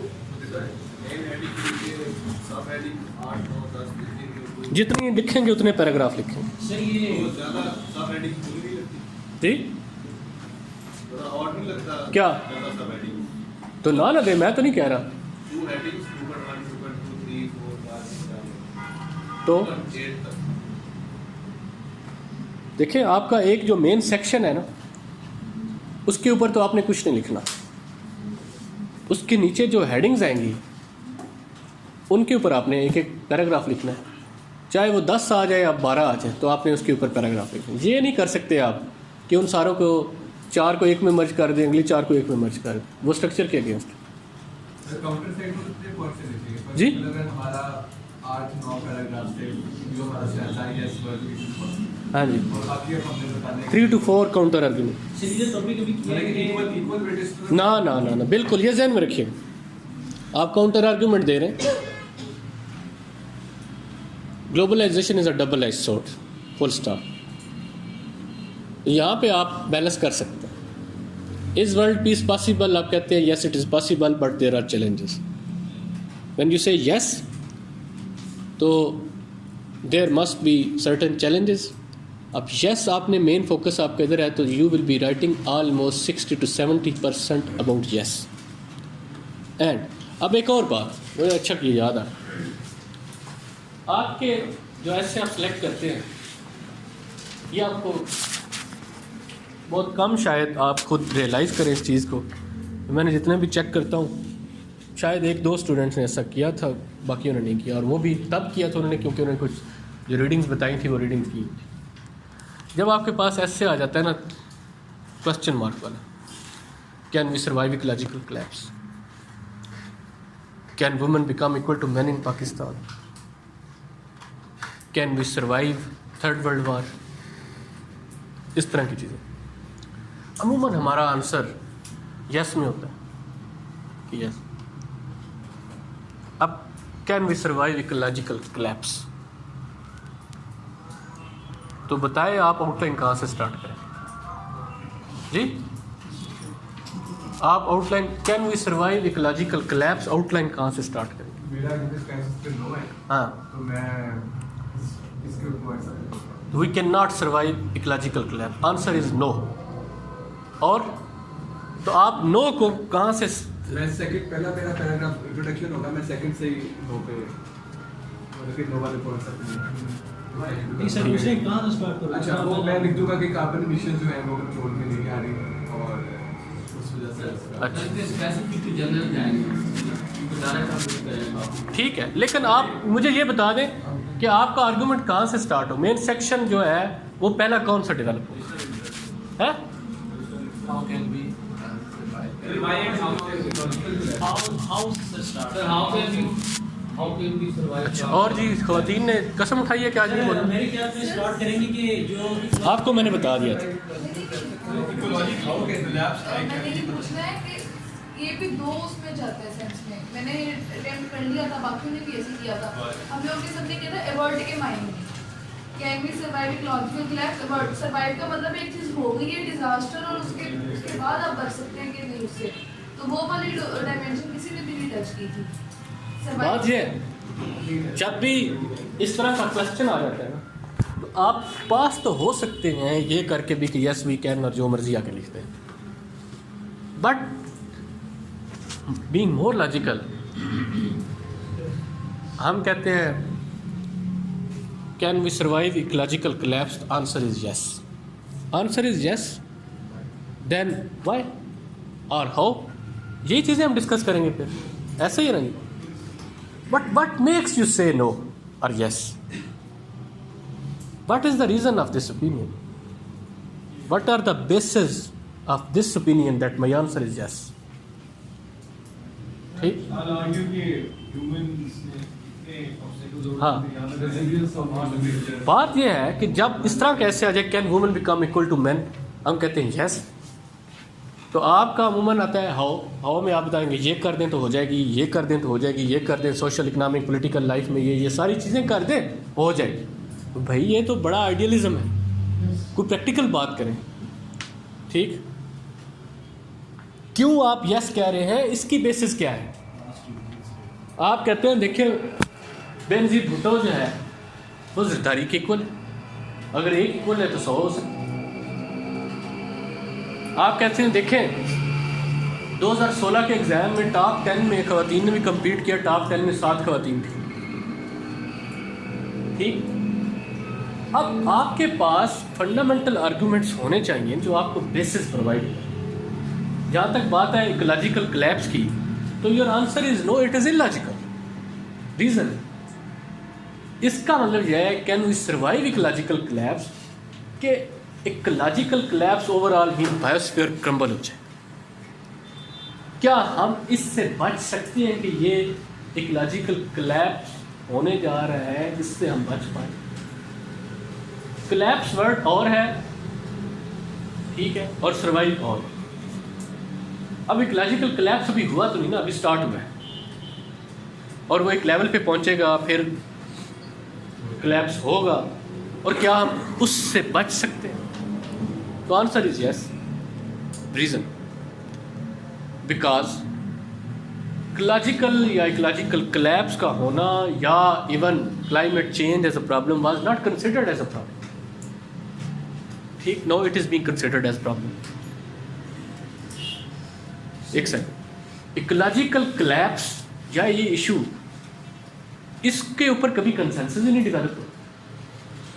no consensus is being developed. Ecological collapse वो कंट्रीज जो इसमें सबसे ज़्यादा कंट्रीब्यूट कर रहे थे, अब वो सबसे ज़्यादा पीछे हट रहे हैं। चाइना, ठीक, इकोलॉजिकल कोलैप्स के ऊपर दुनिया में बाकायदा तौर पे टेक्नोलॉजिकल शिफ्ट आ चुका है, and world has taken steps कि जिसमें वो टेक्नोलॉजी को दूसरी तरफ शिफ्ट करें। इकोलॉजिकल कोलैप्स के ऊपर दुनिया का सबसे बड़ा ये प्रॉब्लम हाईलाइट हो रहा है, और उसके ऊपर सबसे ज़्यादा अवेयरनेस की कैंपेन लॉन्च की जा रही है। ठीक, तो इट मीन्स अगले 60-70 सालों में जो आप ये फेस कर रहे हैं कि इकोलॉजिकल कोलैप्स आएगा, उसके ऊपर अभी से ये चीज़ें हो चुकी हैं। This is why I am saying yes, because same problem जो आप पॉपुलेशन का प्रॉब्लम, 18-19 سینچری میں یہ کہا گیا کہ پاپولیشن اتنی بڑھ جائے گی کہ دا ورلڈ ول کلیپس، لیکن نہیں ہوئی، کیونکہ ہم نے ٹیکنالوجی کے تھرو، پر ایکڑ جیلڈ کے تھرو، فوڈ پروڈکشن کے تھرو وہ ساری چیزیں اتنی امپروو کر دی کہ ہم نے اس کو اوائڈ کر لیا۔ تو یہی بات ہوئی ہے کہ یہ وہ بیسز ہیں جن کی وجہ سے مائی آنسر از یس۔ ٹھیک، سروائیول کو آپ لے رہے ہیں ان دا سینس آف ایورژن، سروائیول تو سے مراد یہ ہے مین کائنڈ کا بچنا۔ سر سروائیول تو جب کوئی انسیڈنٹ ہوئے تو اس کے بعد سروائیولز آف دا ایکسیڈنٹ، ڈیزاسٹر، آپ یہاں پہ ایویڈ یا ایورٹ یوز کریں آپ نہیں، آپ صرف سروائیو کو ایک آئسولیٹ کر کے لے رہے ہیں نا، جب اس کو جوڑ کے اس کے ساتھ ایکولوجیکل کلیپس کے ساتھ جوڑیں تو پھر it is conveying different meaning. مطلب ہم نے کوئی ایک ہی پک کرنی ہوگی نا سائڈ، ہاں، یا تو ہم ایورژن کے ٹوٹل سینس میں لے لیا، آپ نے ایک سائڈ پک کر لی، دیٹ ڈز ناٹ مین کہ چیلنجز آئیں گے نہیں۔ جب آپ کا آنسر اسٹیٹمنٹ ہوتی ہے اس کے اندر آپ کا پرفیکٹ اسٹیٹمنٹ ہوتی ہے، اس کے اندر آپ کو اسٹارس ہوتا ہے، اس کے اندر آپ کو اسٹارس کیوں لے رہے ہو وہ اس کے اندر آ جاتا ہے۔ بیسیکلی ہوتی ہے کہ تھیسس اسٹیٹمنٹ کے اندر میں نے لکھ دیا، اپنا اسٹارس لے دیا، آرگیو کرتا ہوں میں کس بیسس کے اوپر، جب آپ کر دیا تو اس کے بعد مجھے آرگیومنٹ ڈیولپ کرنے کی ضرورت نہیں۔ وہ جو آپ تھیسس اسٹیٹمنٹ جس کی بات کر رہے ہیں، وہ تھیسس اسٹیٹمنٹ عموماً ایم فل یا پی ایچ ڈی کے تھیسس میں ہوتی ہے، وہ اٹسیلف بہت بڑی ہوتی ہے، تقریباً وہ 100 ورڈ کی ہوتی ہے، وہ ادھر نہیں لکھی جاتی۔ ٹھیک ہے، آپ اس سارے کو تھیسس اسٹیٹمنٹ لے رہے ہیں، تو یہاں پہ ہماری صرف جو 3-4 سینٹینسز کی اسٹیٹمنٹ ہوگی that will be consider thesis statement, اور اس کے ساتھ جو ہم آرگومنٹ ڈیولپمنٹ کریں گے آپ you may consider it as a part of thesis statement, but یہاں پہ وہ پارٹ نہیں ہوگا، it will be considered as argument related to that thesis statement. ایک سیکنڈ،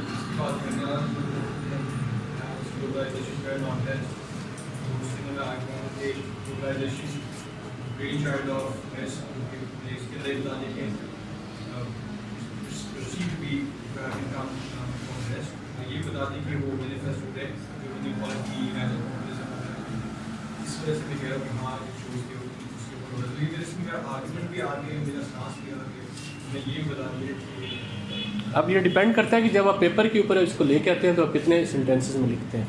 یہ اگر یہ میں it should not be more than 3 or 4 sentences سے زیادہ نہیں، ٹھیک ہے؟ جتنا آپ اس کو لمبا کرتے جائیں گے آپ کنفیوز ہوتے جائیں گے۔ ٹھیک،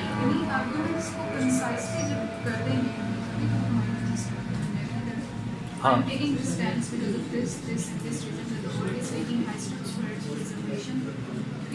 تو وہ جو آپ جو اپنی اوپینین دیں گی نا that will be considered as thesis statement. یہی آپ وہ جو آپ ریزن دے رہی ہیں اس کے that is argument development basically. بالکل بالکل،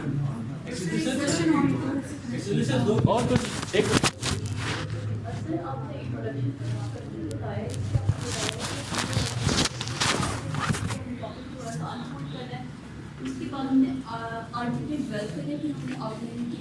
یہ جو ٹاپک انفولڈ کرنے کی بات آپ نے کی ہے نا، یہی argument development.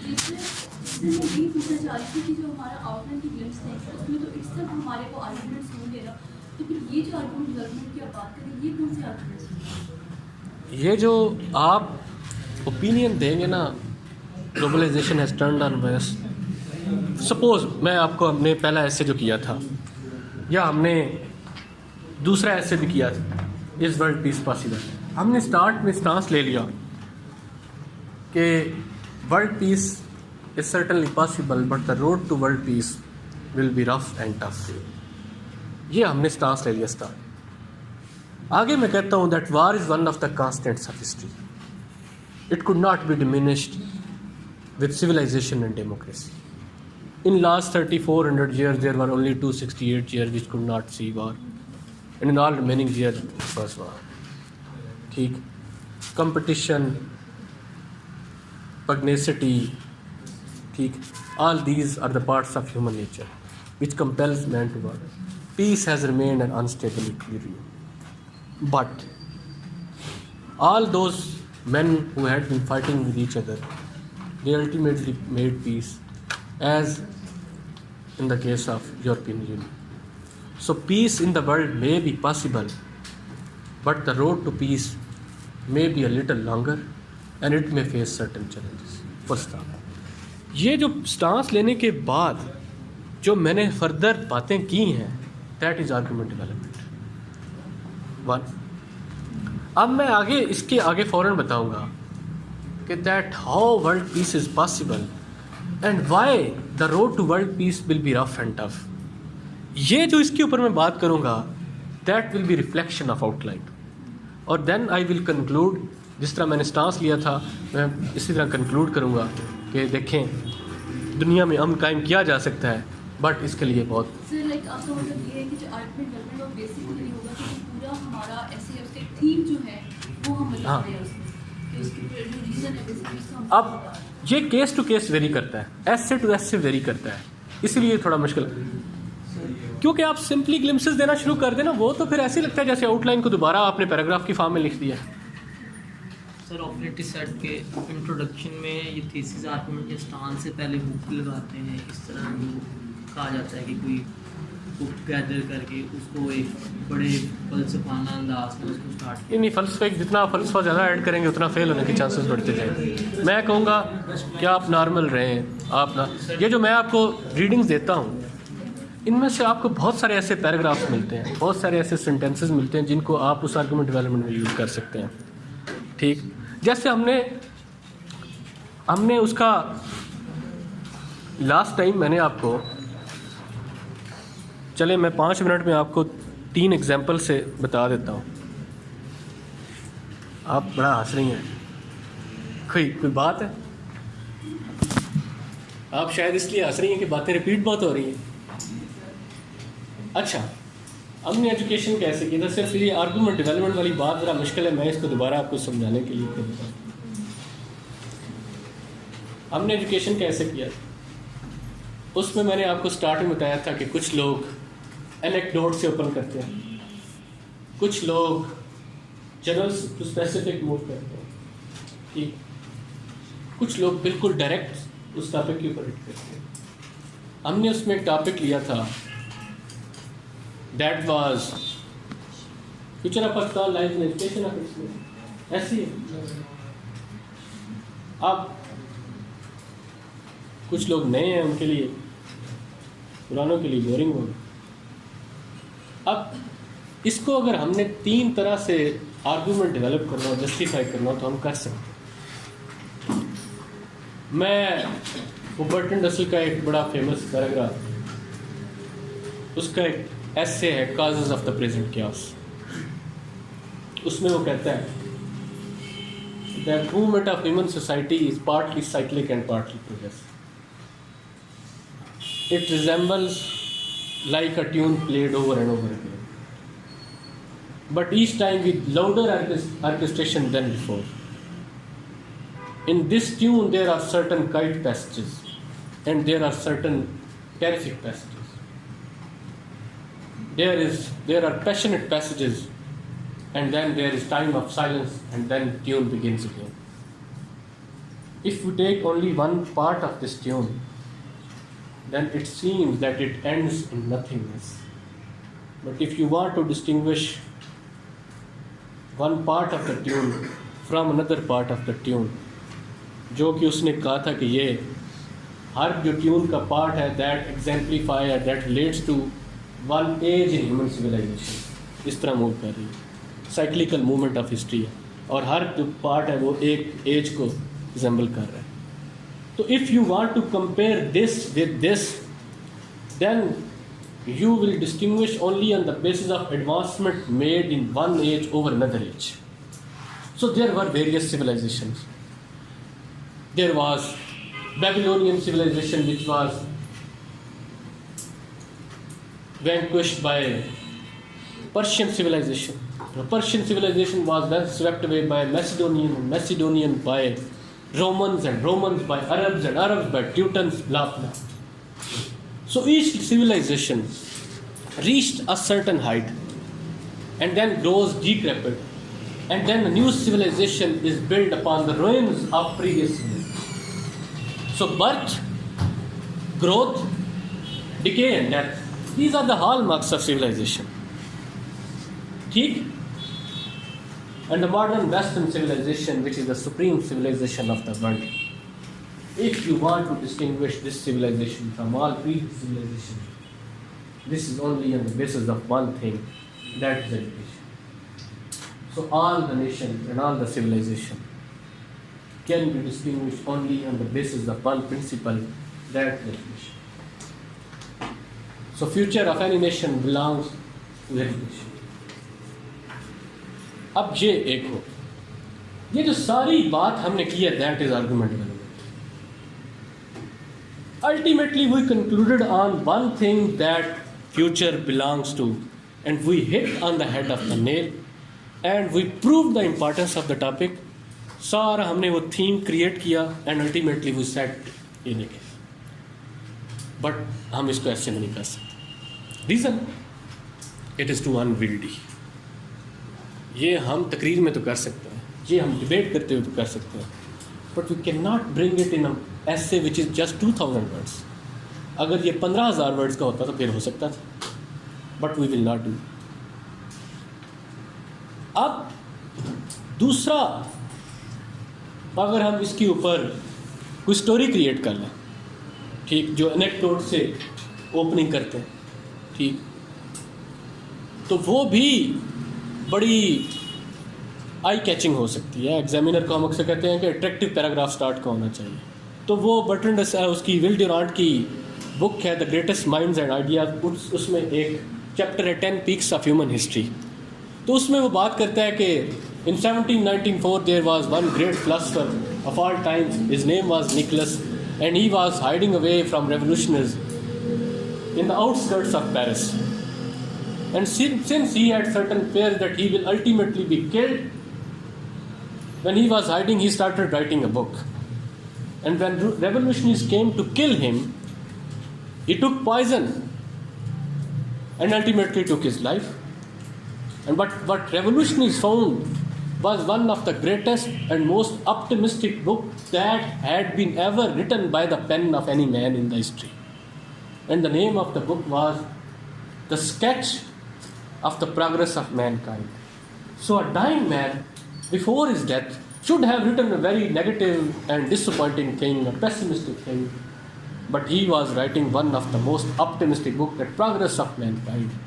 In the beginning he writes that give me 100 years of liberated knowledge and universal free education.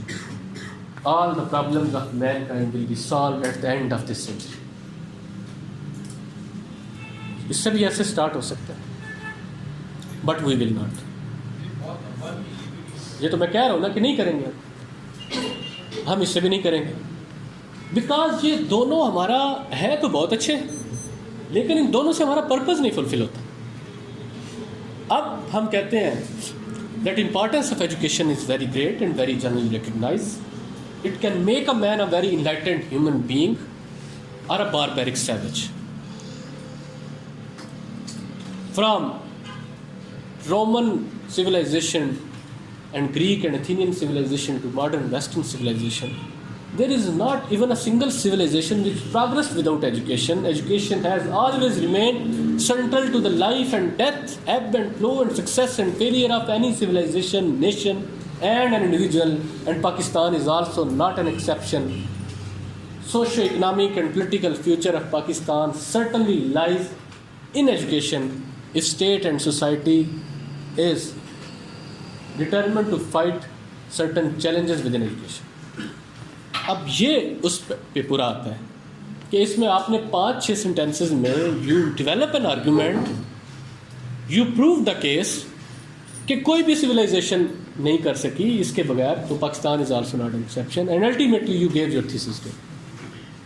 तो आपसे ये प्रूव किया, जो एक्सपेक्ट किया जाता है कि in few sentences you must develop that argument which should not only be relevant but which should ultimately hit on your thesis. ठीक है, तो इसके साथ हम आज का खुतबा ख़त्म करते हैं. अगर मैं एग्री करता हूँ तो मैं इंट्रो वैसे ही स्टार्ट करता, यस फ्यूचर लाइज, यस से नहीं करते.